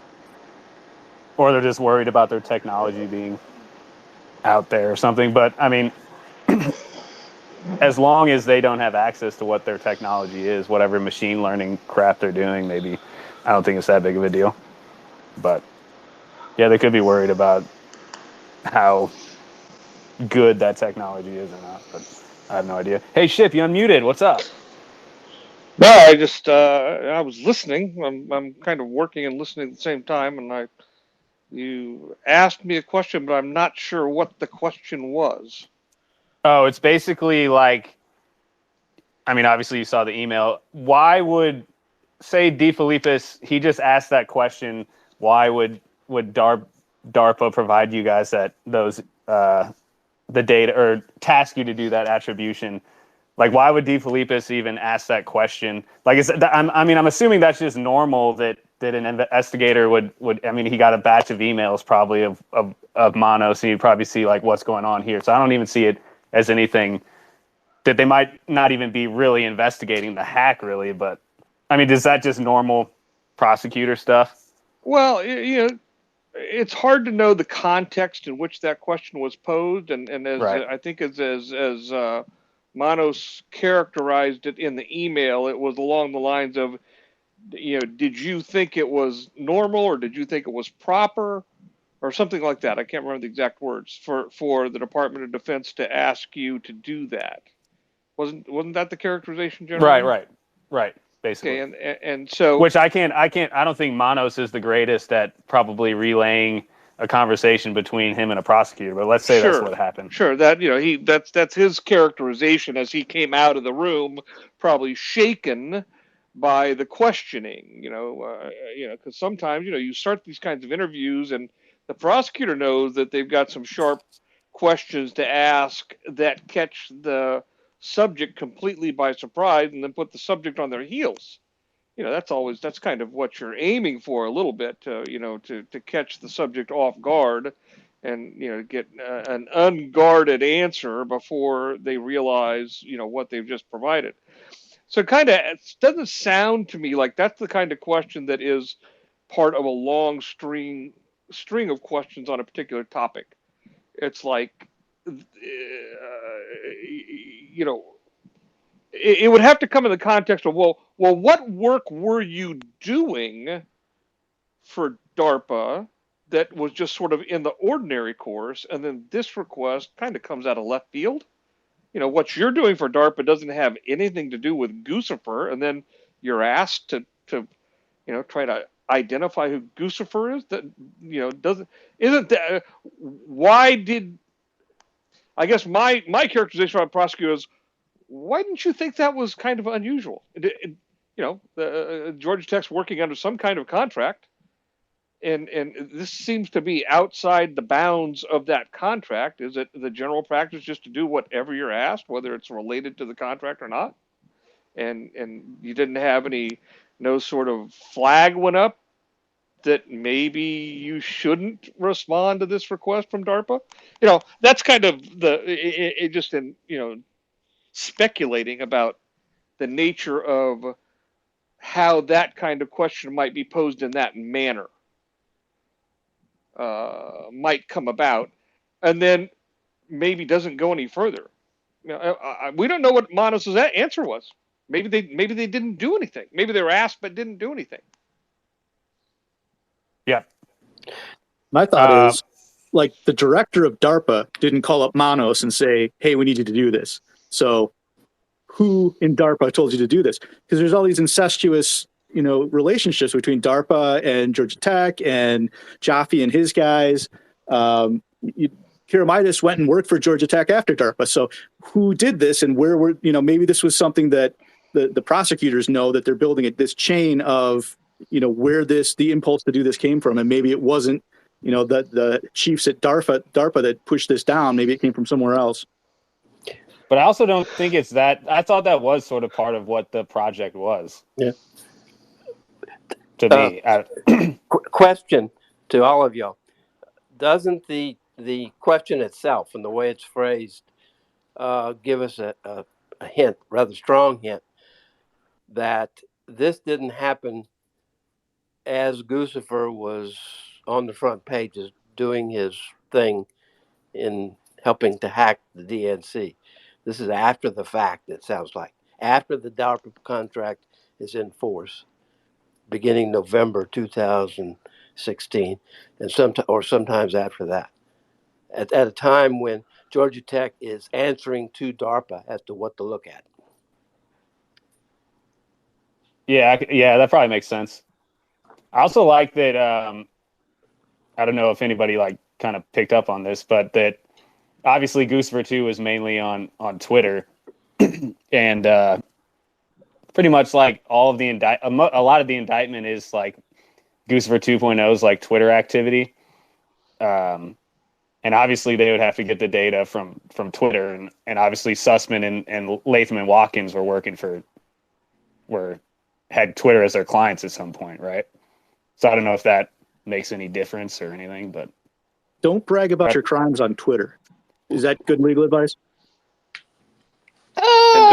Sounds good. And don't pay the guys that you're hiring to execute a fake hate crime on you with a check.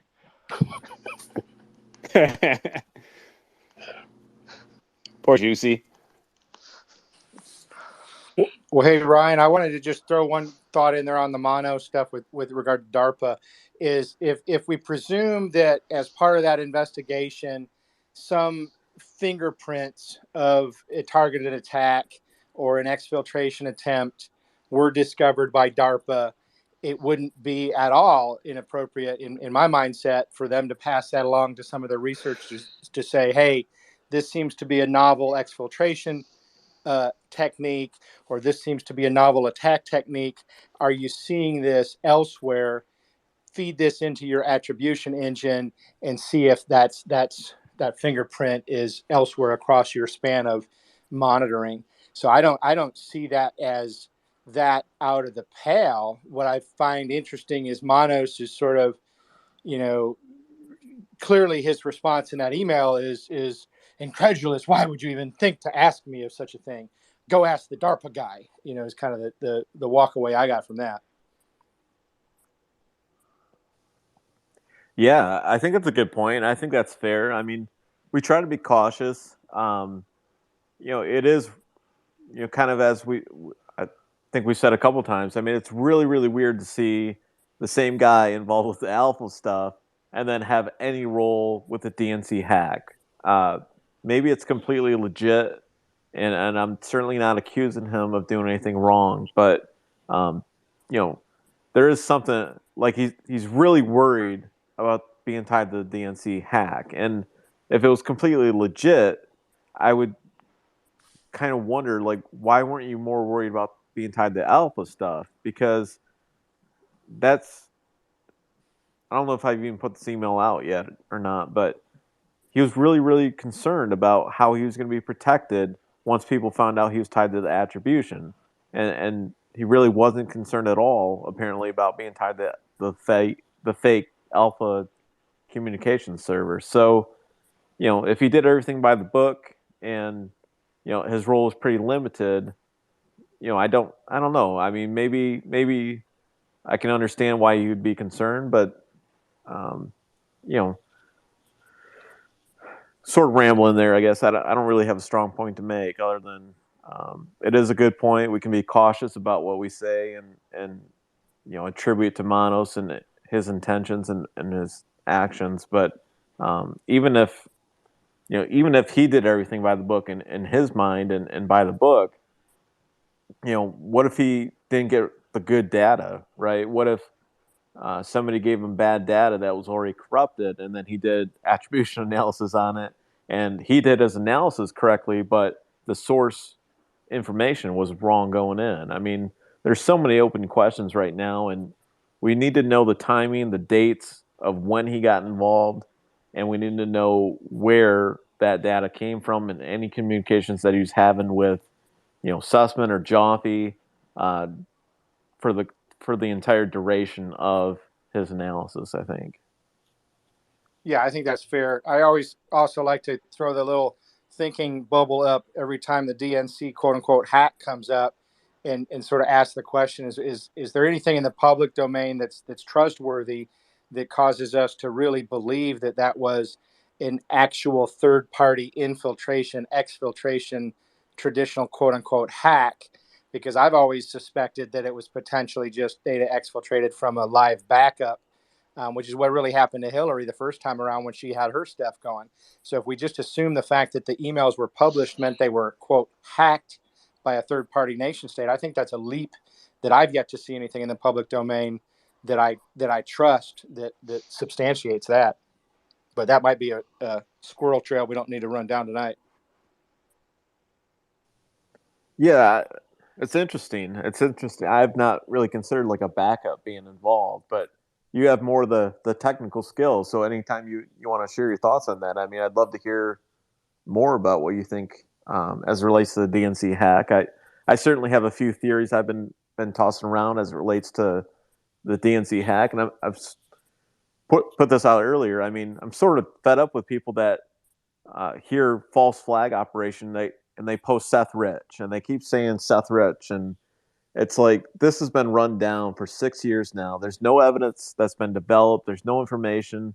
There's really no reason that they would ever have needed Seth. If they wanted to do a false flag operation, all they really need is like an unmonitored computer, something that is not going to be monitored by CrowdStrike, and then they can, pretty much exfil anything. I mean, especially if there's like contractors and people involved with administrative access, ostensibly to like analyze this hack that's going on, that's easy enough. They just copy it over to a thumb drive or whatever, or I don't know, have the technical knowledge, but as long as it's not monitored by CrowdStrike, and they're going to know that, obviously, there's a lot of different methods, and they don't need a Seth Rich out there. They can take care of it themselves, but.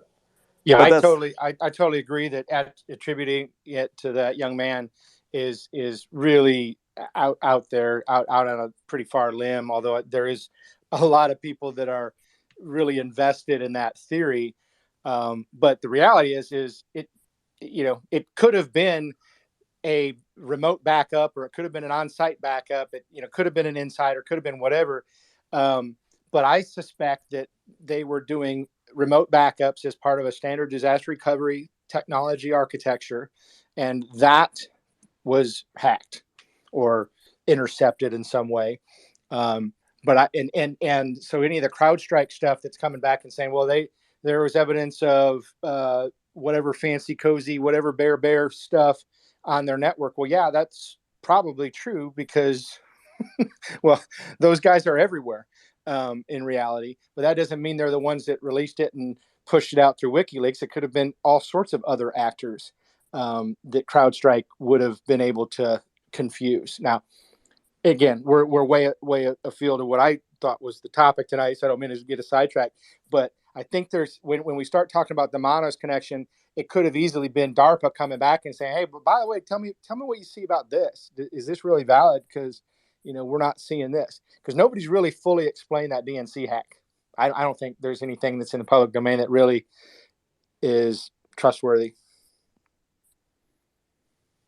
I think that's a great point. I think you made a lot of great points there.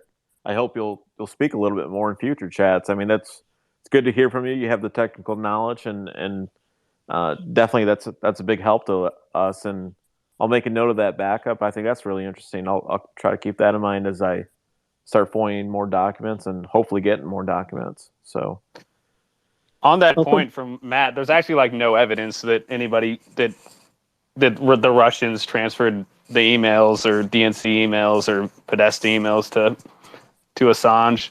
Like there's that July whatever Guccifer 2 sent whatever, how many gigs, 2 gigs or whatever to WikiLeaks, but the batch was way more. So it's like there's something going on there where there's not real good evidence that the Russians actually, I mean, even Mueller talks about it, that they could have used an intermediary to give it to WikiLeaks, so, which is odd.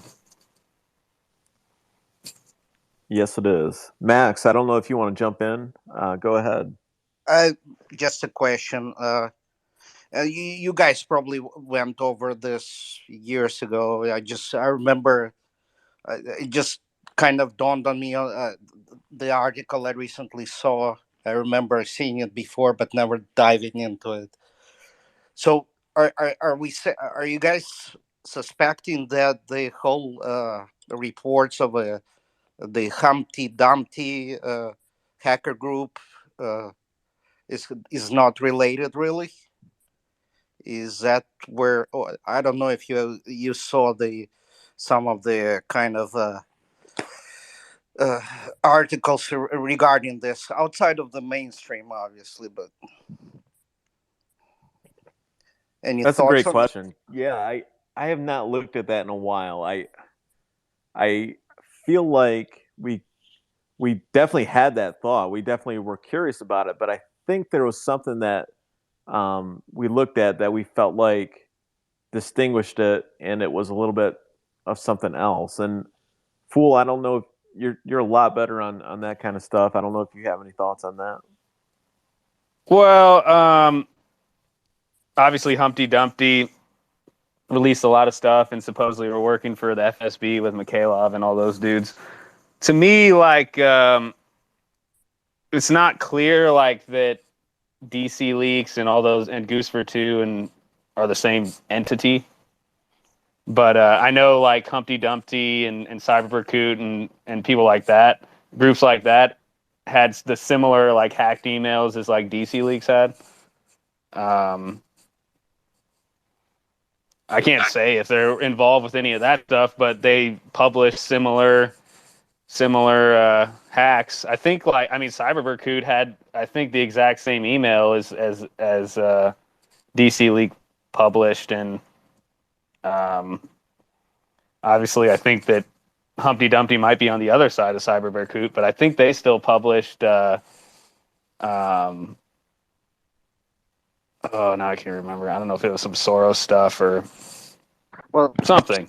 Yeah, George is attributing Humpty Dumpty to Irina. I'm trying to remember. I think Irina Shevchenko, which is supposedly Ukrainian.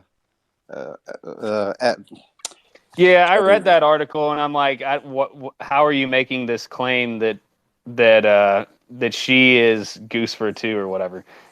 There wasn't like I didn't see like much connective tissue in between that, but he tried to make that claim in his article, but didn't really get it. I mean, the only link I see is they've published similar material to like DC Leaks and things like that. I mean, there's some other stuff like that.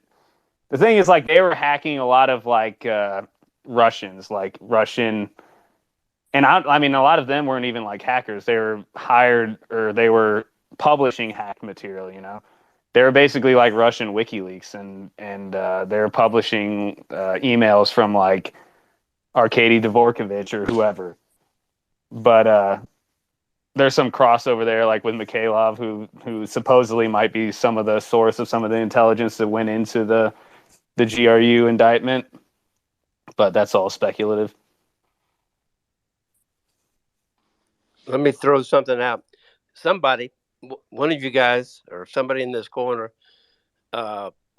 suggested that Hal Martin was good for Guccifer 2. Did you see that today?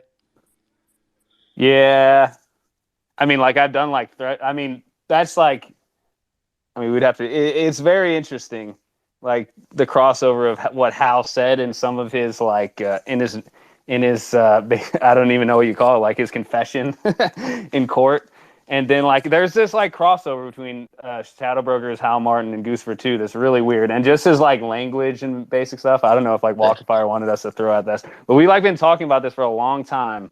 I remember That Hal basically like in his he used like code basically in his I don't even know what you call that in court. A stream of consciousness confession. Yeah. He's basically like I'm a APT apt Yeah. pupil. He's Well, going after and he's like what do you say, like a top predator or whatever.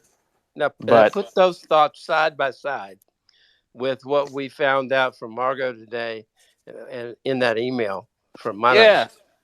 Well, yeah. Is that a connection? Do you have evidence here that it wasn't the DNC hack that Manos was looking at when he was looking at Guccifer, but he's looking at Martin?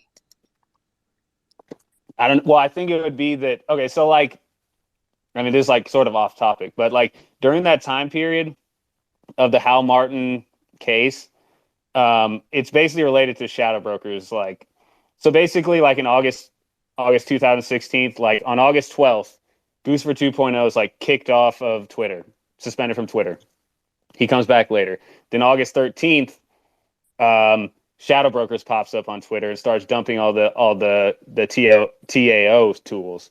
And then that night, Hal Martin starts like DMing Kaspersky, like I'm going to talk to Nikulin or Yevgeny. No, I'm going. I know. I'm going to get there. All right.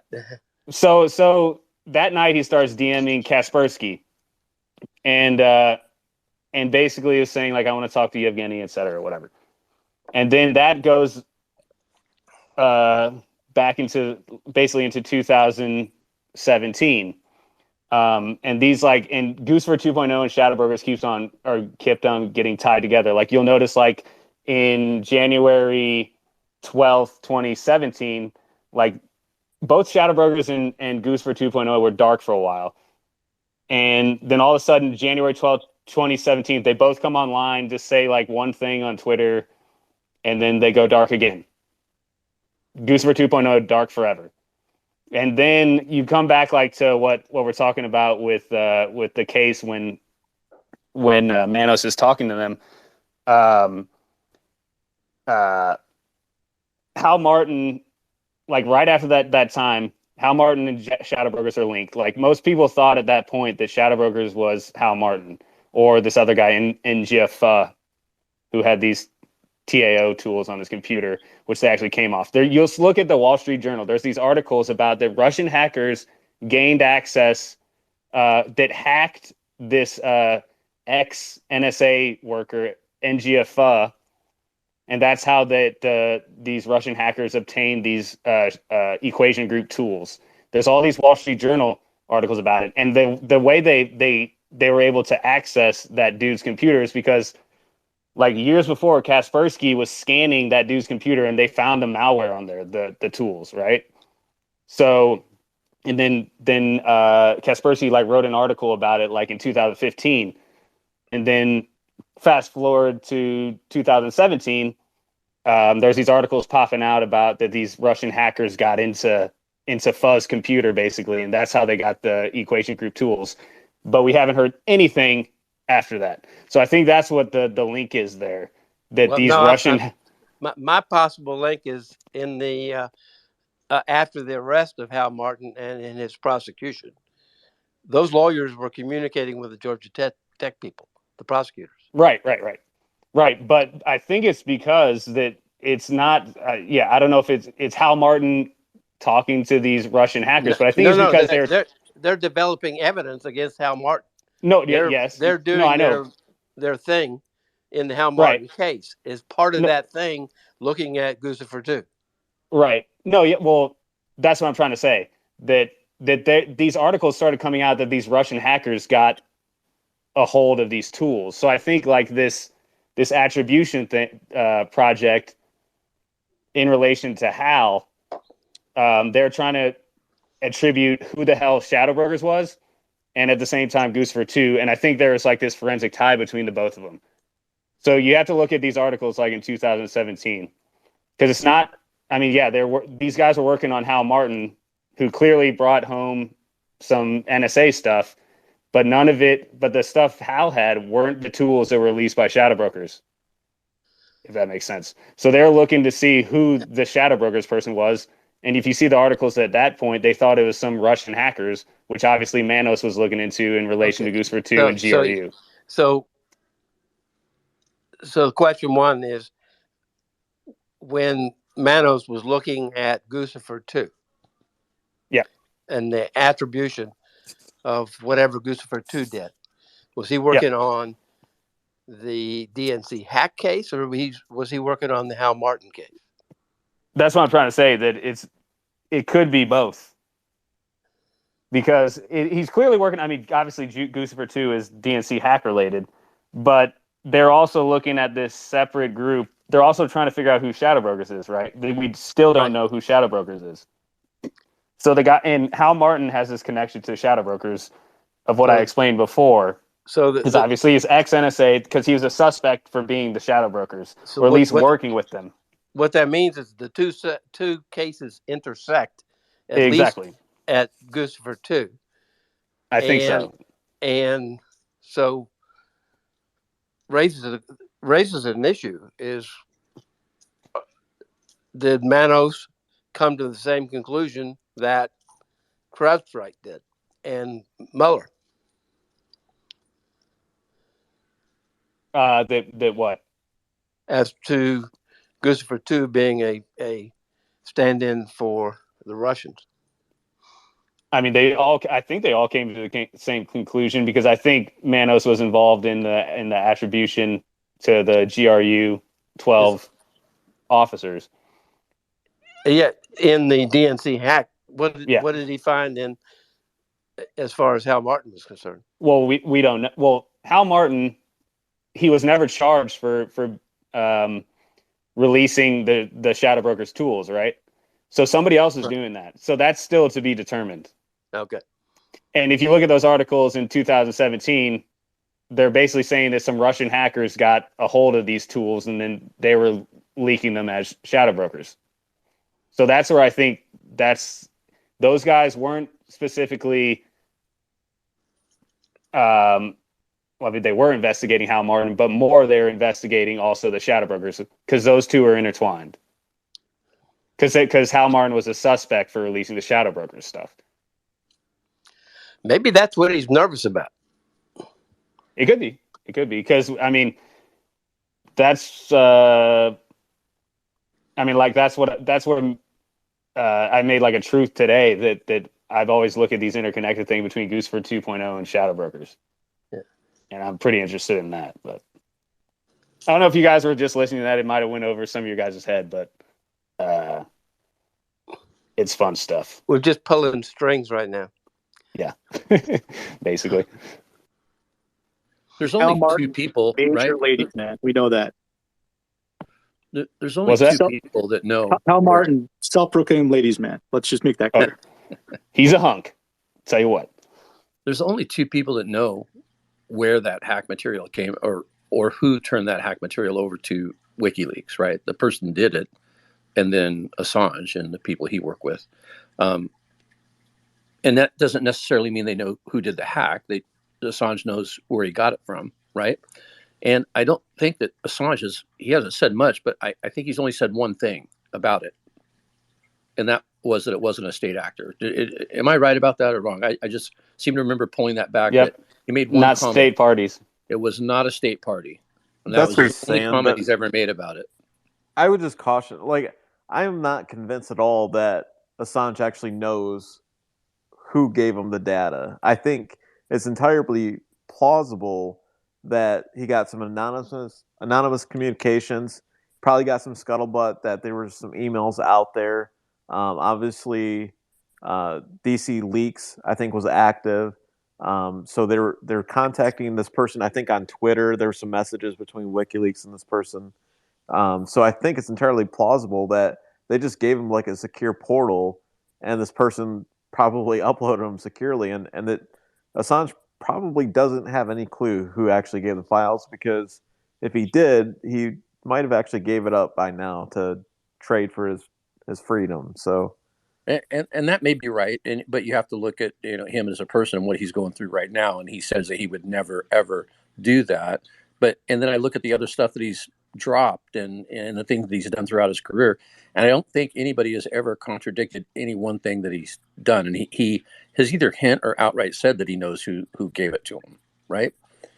So he'd have to actually be just out and out lying to everybody. And his previous history doesn't seem to go that way. But for something this big, maybe you're right. Maybe it was a secure portal and he doesn't know exactly, where it came from.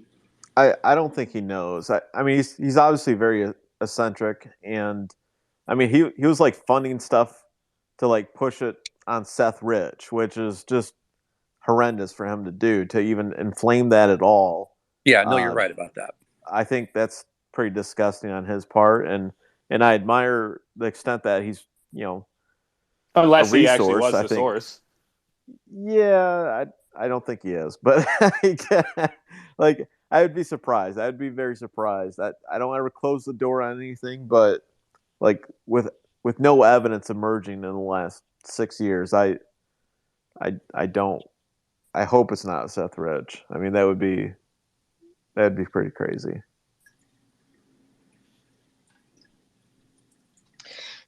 Hey, Ryan, can I say something? Yeah, absolutely. Hey, guys, King and Ship, are you still there? Anyway, King, you're here. So, I've just been putting these pieces together. I haven't read as much, or have y'all been read in on this stuff? But the DNS cloud server, I'm wondering how long they've been operating, because it sounds like the second hack to me that is suspect. Maybe it wasn't a hack, maybe it was DNS cloud upload. And what the pieces that I'm putting together is it's sort of like screen scraping, or somehow everything gets swept up into that's on the internet, into the DNS cloud, so that they can review it later by whatever contract they have or agreement or search query or assistance that they can provide. I don't know if the government simultaneously goes in and looks at the same time or before or after, or what all of that, how that is. I haven't, of course, got any background on any of that. But my question is, the Jaffe companies, the New Star Packet Forensics, DNS Cloud, I mean, they've been providing this SSL box certificate, fake certificates, SSL certificates for a while now. The Tor exit nodes were non-HTTPS, meaning, early 2000s, before you had the HTTPS security certificates. And what they can do is bypass those certificates and get the internet to think that they're, opening with a secure site, but they're actually opening a fake site. And that's how they screen scrape everything. So they're just getting copies of everything, saving it for later. And I'm trying to piece this stuff together. Like, I may be way off, but these are just theories. And I'm just wondering, was the second hack just a DNS cloud upload that they found these attributions from, or that it doesn't matter when they started looking into this, they could have been asked to look at this well after the fact. Or they could have found it at the beginning, like that other guy just asked, what if they had noticed it and brought it to their attention? Or it could have been blackmail from the first hack back in January. I mean, excuse me, in summer of 15, March or summer of 15. I'm confused about the date on that, July, March of 15. But I think that was really, a cyber incident. But those are my questions, just relating to the issuance of those fake security certificates, getting the data. Who's looking at this? Is this like a Snowden type issue? I'm there. I have a lot of questions. And I guess my question was to King or Ship, if they had considered any of them. Well, you're over my head on the technical aspect, so I do not know. Those are good questions, though. Okay, thanks. Any Anybody else? Yeah, it sounded like there was kind of a few things mixed up there. Um, DNS is kind of like metadata. It's definitely it's a small amount of data. It's not, terabytes that you're taking off the DNC server or something like that. Um, yeah, I don't think I see that.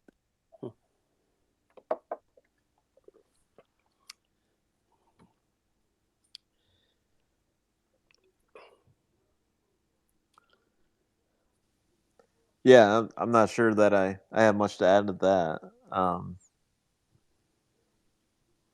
I think the forged certificates is interesting, but again, we don't necessarily have any information that we've developed that would tie that to Russiagate. We always talk about their capabilities. Their capabilities are immense. It's really terrifying, the skill set and the access that this group has, but um, you know, can't say they definitely use a certain technique just because it's in their toolbox. So we'll wait, and we'll definitely keep an eye on it, though, for sure.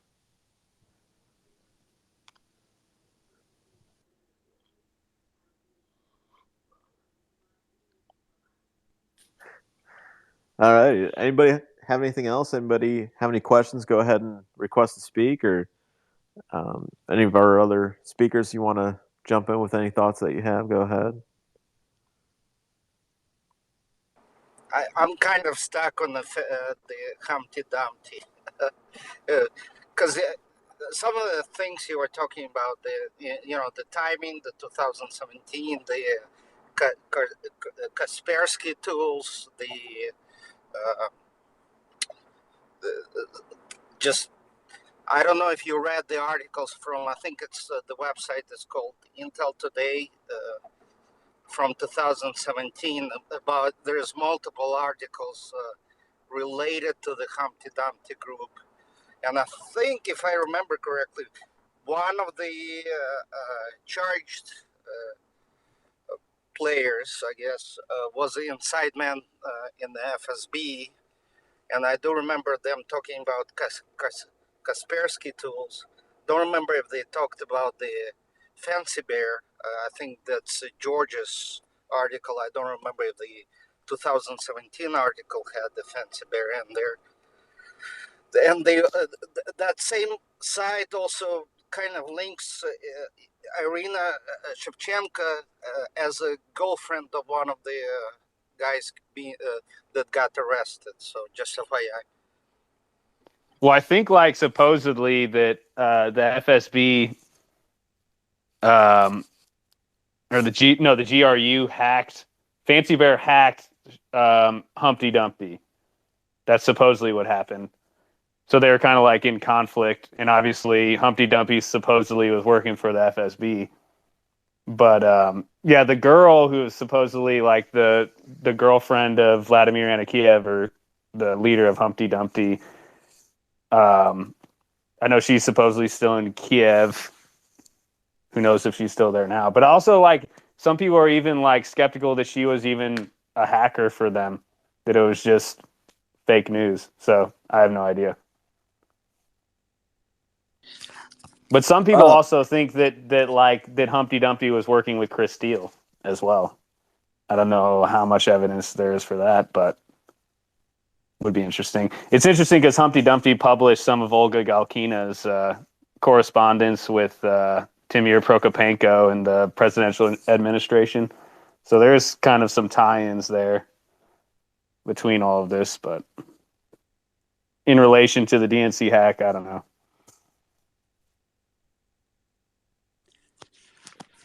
I had a kind of off the wall question. Does anybody think that we'll ever hear any more about Imran A1?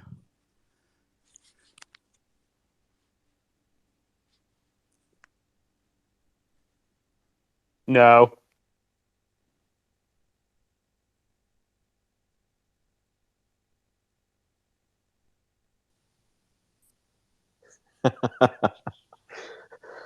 Yeah, sorry, I'd have to defer to Fool on that, and that was pretty concise. Not sure I'm familiar with it, to be honest, but yeah, I defer to Fool on all matters. So, Danielle, Daniel, did you have anything? Yeah. So I had a question not really related to the DNC part, but more to Crossfire with the investigation. Uh, do we know what other FISA warrants and other surveillance methods were used entirely? Because I think we have the Carter page, and then there was the NSC letters, um, and the early investigation with the Manafort stuff, and I think they were considering a FISA warrant. And then there was for the Dragon part of their investigation. Do we know if any of that stuff was like predicated on any of this Steele information, or if any of that could come back if they were looking at that and stuff in 2017 as like the deadlines near? Yeah, everything is predicated on the Steele dossier. So when they opened up Crossfire Hurricane, they actually opened up 4 sub investigations. Now they actually already had like the Carter page one open. That was actually open in April, and they'd kind of talked to him for a few years.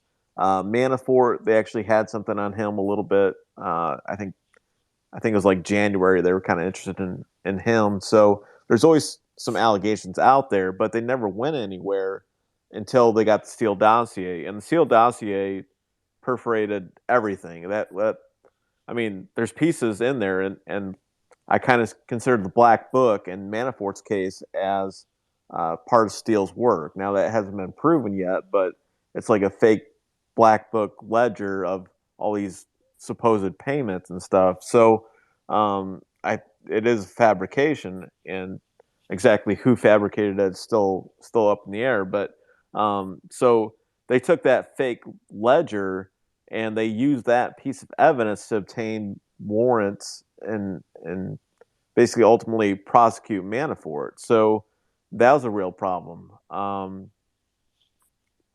General Flynn. So not a whole lot there to actually work with, but that was actually based on Stefan Halper and some allegations that apparently he made, and mostly, and this is part of why it's so ridiculous, it was basically all centered around the fact that General Flynn sat next to Vladimir Putin in December 2015, I believe, at like a lunch or whatever. Like that was basically it, and that was enough to open an investigation on him. And then The stroke Papadopoulos. EC, that EC was ridiculously weak. It was so terrible. Yeah. So the other two, as we know, Carter Page, just absolute garbage. Everything was a dossier there. Papadopoulos, I mean, they never really did all that much against him. But who is the target of Dragon? Do you know? That's Flynn. That is. Oh, that was Flynn? The Flynn one. Yeah. No, Dragon is Carter Page. Flynn was Razor. Oh, all right. Flynn's Razor. Okay. That's right. Oh yeah, Flynn was Razor. Yeah. Okay. Page had a FISA. According to Horowitz, that was the only FISA warrant they got. Yeah, because Manafort had a criminal investigation open on him in January 12th, 2016. Then Page had the CI investigation in April, and then that was Dragon, and then that got shifted over to Crossfire Hurricane in early August. And then they opened up the Manafort Fury or whatever investigation. Man, counterintelligence investigation to be on top of the criminal investigation.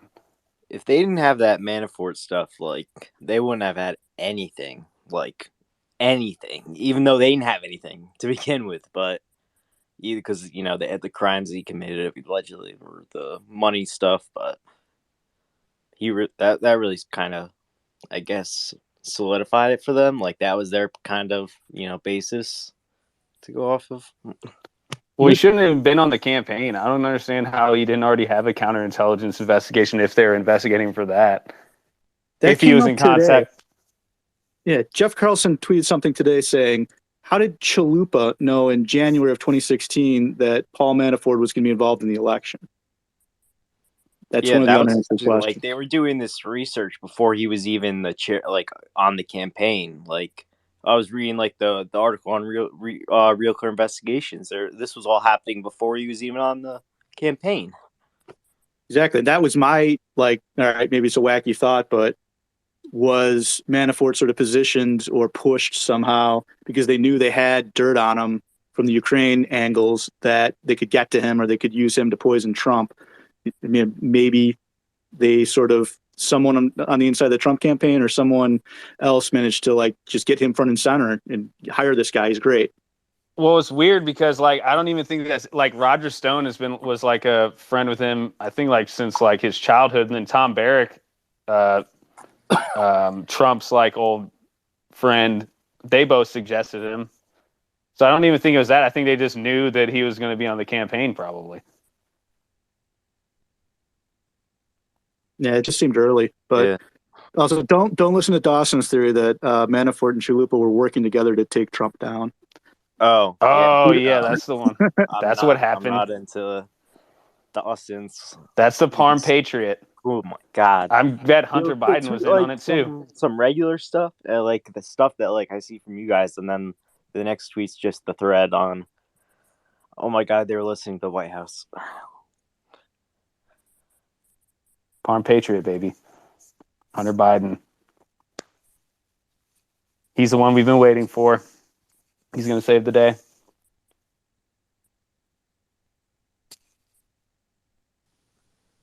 Maybe he does, right? I mean, I'd like to send Hunter Biden over there right now, and maybe he steps up like the guy in Independence Day, right, and just gives like an amazing speech, and maybe he's the savior they need. He just like gets foot jobs from all the Russian soldiers and just until they all just die of heart attacks. Posted on Pornhub in Ukraine since it's banned in Russia. It could happen.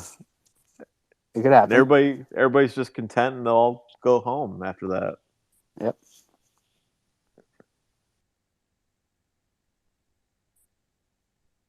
Did that Thomas guy have a question? Was he already on?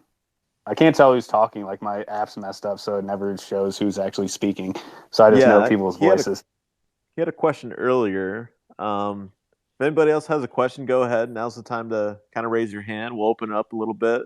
But nobody else has too many more questions. We might wrap this one up.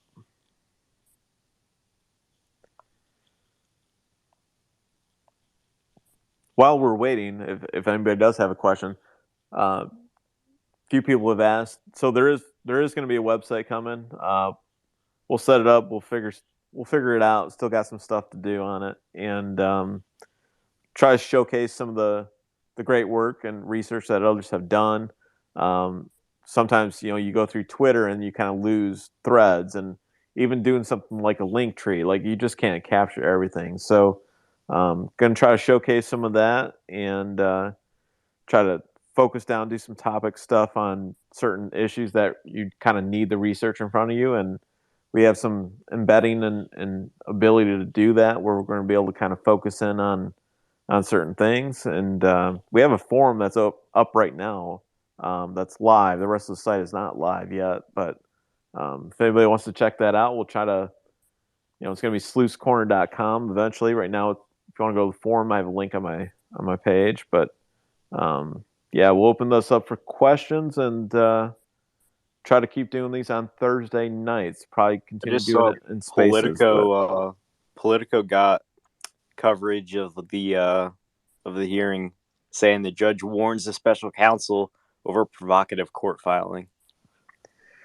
Yeah, I saw his quote. That was garbage. Like it. I mean, it wasn't even that much of a warning. He was just like, "Hey, just realize that some people are going to take this out of context." Basically, I didn't see that. Is that a big deal at all?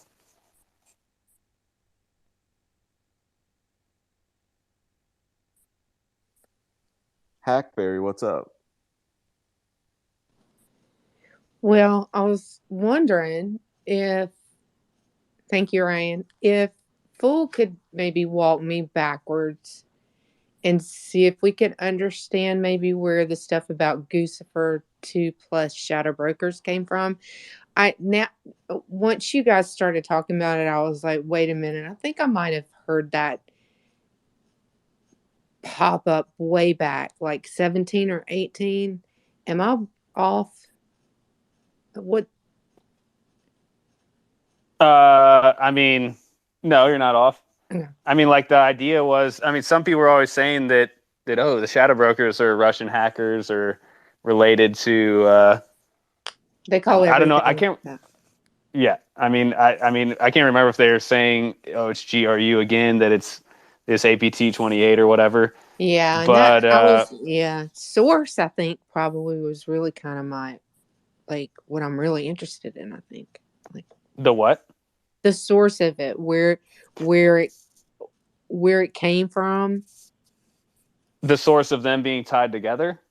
Yeah, was it like I'm just generally was it? I can't even remember, but like I mean, Marcy wrote about this, like that that she heard there's a forensic tie between these two entities, and I mean, already out there, they were saying that the shadow brokers was. Some people were saying that it's an insider, and some people were saying it was like the Russian state there are lots actors of rumors. or Yeah, whatever. there were lots of rumors, and there were rumors all over the place, and there were stories about how he was caught on Twitter, right? Or so there was a Twitter account, and there were DMs, and there was all this drama. Yep. Okay, you do remember all that? No, yeah, because Hal Martin he DM'd two Kaspersky researchers, and then they went to the NSA. Some NSA people that they said they met at Black Hat, like in a conference, like a month before, and then they looked at Hal's Twitter account, like Hal 9999, and then they traced that to like his LinkedIn and other things that he used the same account for, and then they went and arrested him. Okay, and one thing I was trying.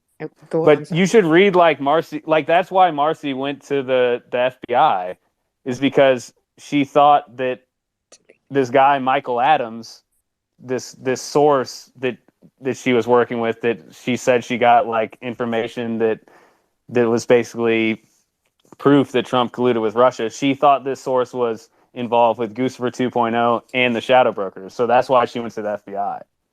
After WannaCry, like after Eternal Blue leaked out, like in April 2017 or whatever, and then WannaCry happened, that's when she was like, all right, this is enough. And then she went to the FBI. Right. Yeah. I understand you're talking to people that are talking to you about things that are breaking in the news. Yeah, I understand. Okay. Yeah. And getting me like back to her and her blog, you accomplished what I was asking about. Thank you. I appreciate it. Oh, no problem.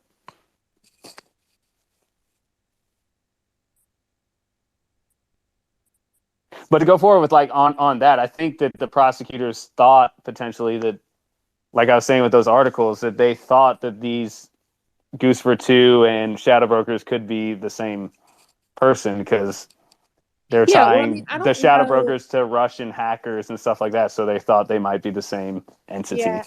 I mean, I guess there's a million different ways. Which it could be. I don't know.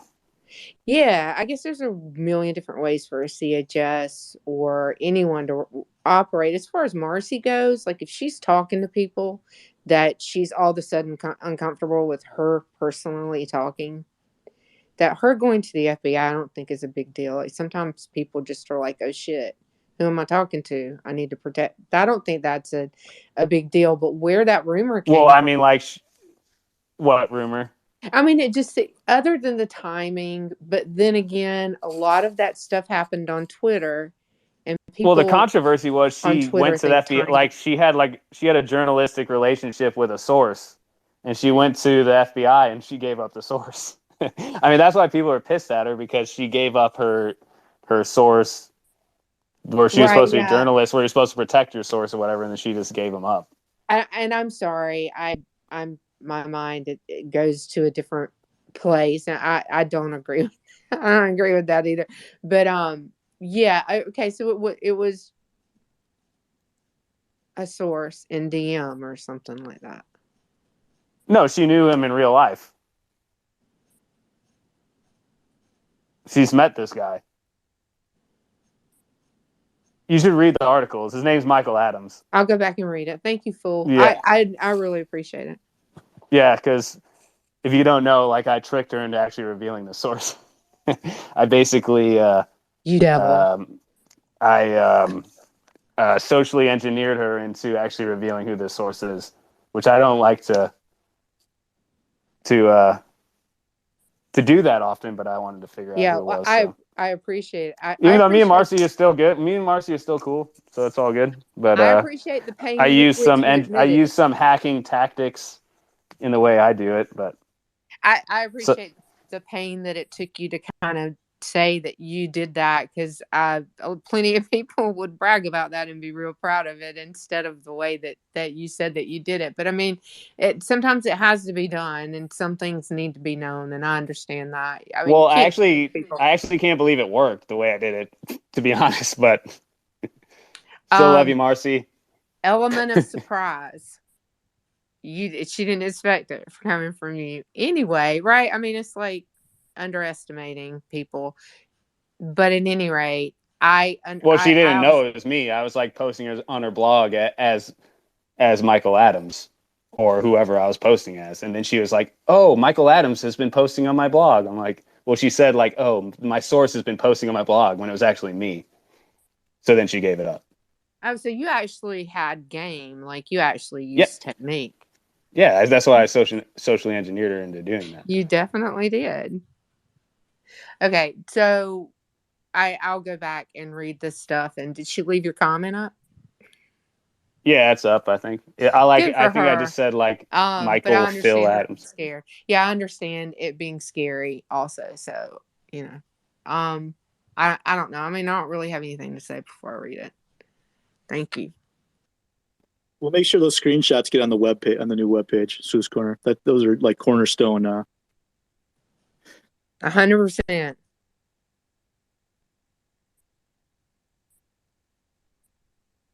That's not something that you can't. That's not something you leave off the website. Must include that. Actually, that like even like till this day, that was like maybe my favorite thing I've ever done on Twitter, to be honest. Just because I thought it was pretty funny that it worked, but Can't really compete with that. The best thing I ever did was send some guy a pizza. So Eric something, I forget his name. Good guy. yeah, good guy. Good guy. Anybody have anything else? Any questions or anything out there? Otherwise, I'll probably wrap this one up. Oh, hey, fool! I was before you got on. Maybe you had more conversation with the guy and you don't want to talk about it, but I got retweeted today that dude from last year, Mr. Smith or whatever it was, that like came out and said, "Oh yeah, I know a guy that knows Jaffe, and he was on to they were working with the DNC hack the whole time, and it would seem like totally that guy knew something because he was ahead of the game." Is that something you can talk about? Yeah, sure. I mean, yeah, I've been in contact with him since then. He's gave me other information that checks out. So yeah, after that happened, I like said something on Twitter like Mr. Smith reach out like to my email or something like that, or maybe I did it on Substack. I can't remember. But then he emailed me. Then he's given me other stuff, which checked out and worked.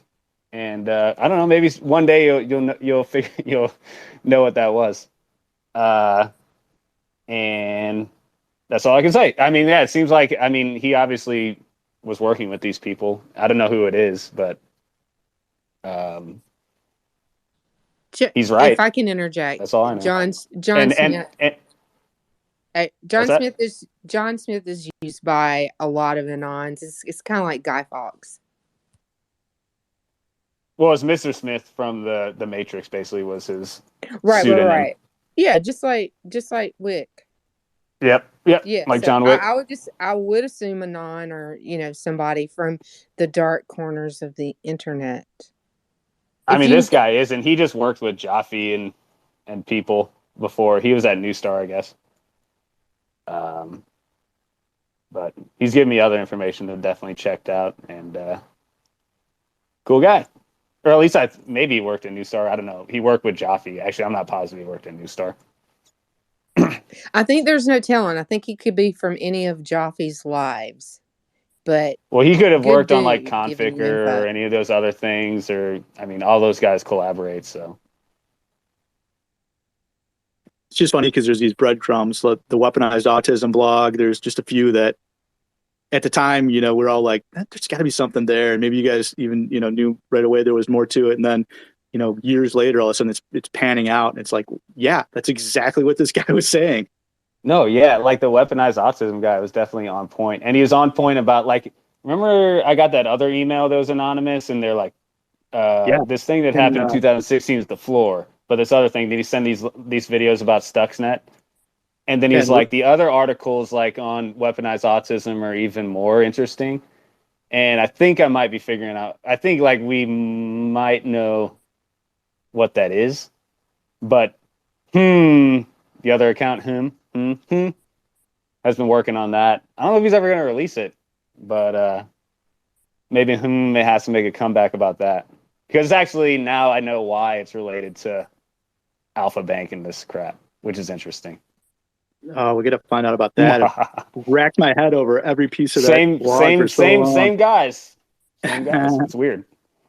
It's really weird. Which like, and then like you go forward, like actually this is like the coolest project ever, which he should actually, he's not in here, is he? He's definitely not in here. That guy's like we'll like talk and stuff, and then like we go on these like projects. I'm like, all right, you gonna tweet anything about it? And then never happens. No, great. Eventually he will at some point. Because I remember like we were talking like last week, and he's like, all right, yeah, I'll do it on Saturday or whatever. Nothing Well, look, yet. we're gonna write a book about this whole thing someday, right? When all these prosecutions happen, everyone's in jail, and we all want to go on the circuit and be on Ellen or whatever the show is now. And so we need all these details because this is great stuff. Yeah. I'm not gonna write the book. Somebody else can write it, but I'll tell you all this stuff. The signing tour is where it's at anyway. Yeah. Brian, do you have a question?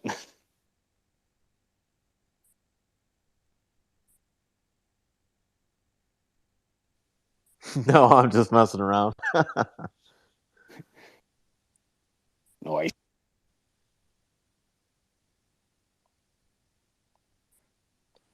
Hey, I got something. Sure. So I saw that I forget who wrote it, that they speculated that Peter Strzok had been put before a grand jury in Durham's investigation. But I also read that that you don't usually put targets before a grand jury. So if he isn't a target, then does that mean and he got put before the grand jury? Then that kind of sucks.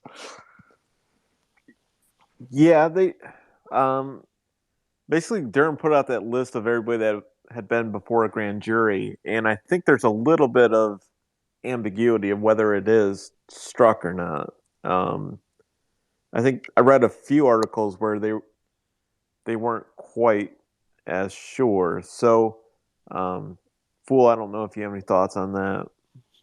Well, yeah. So, like, I mean, in the counterintelligence division, there's obviously multiple deputy assistant directors. So, I mean, a lot of people jump to the conclusion that it was Strzok, but I'm not sure if Strzok was even overseeing that Alpha case. So, it might not have been him. It's whoever was overseeing the Alpha case, which I don't think Strzok probably was, because he was probably pretty busy on Crossfire Hurricane.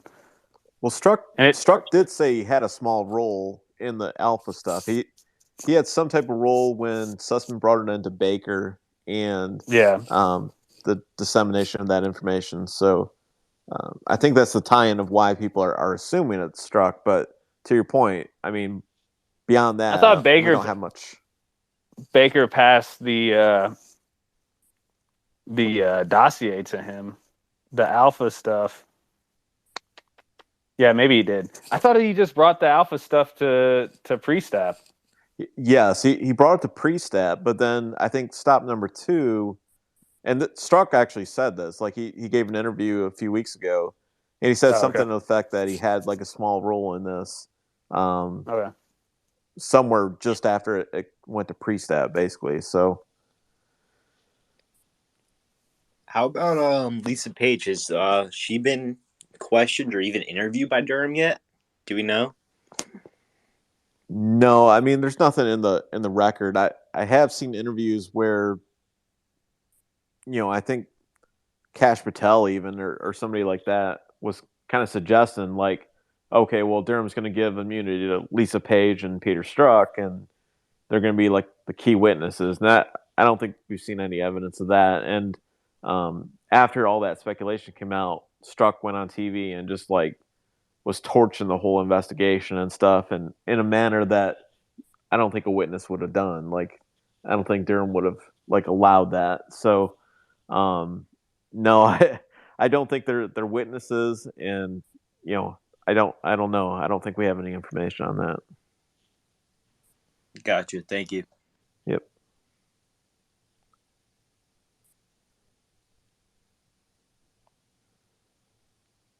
Anybody have anything else?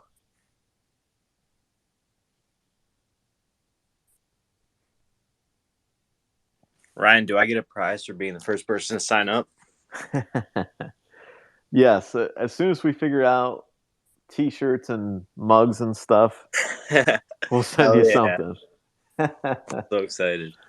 There you go.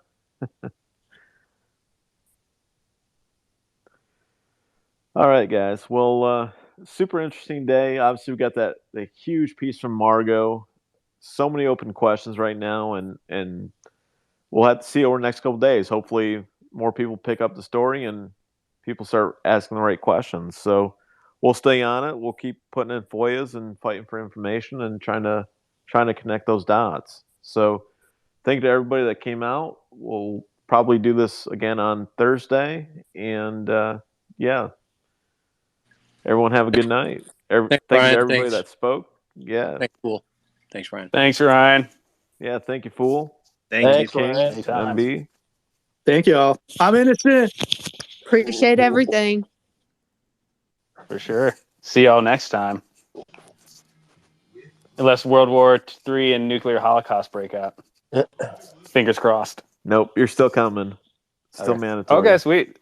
Can't wait. Send Hunter Biden. Oh, yeah. All right. See you guys.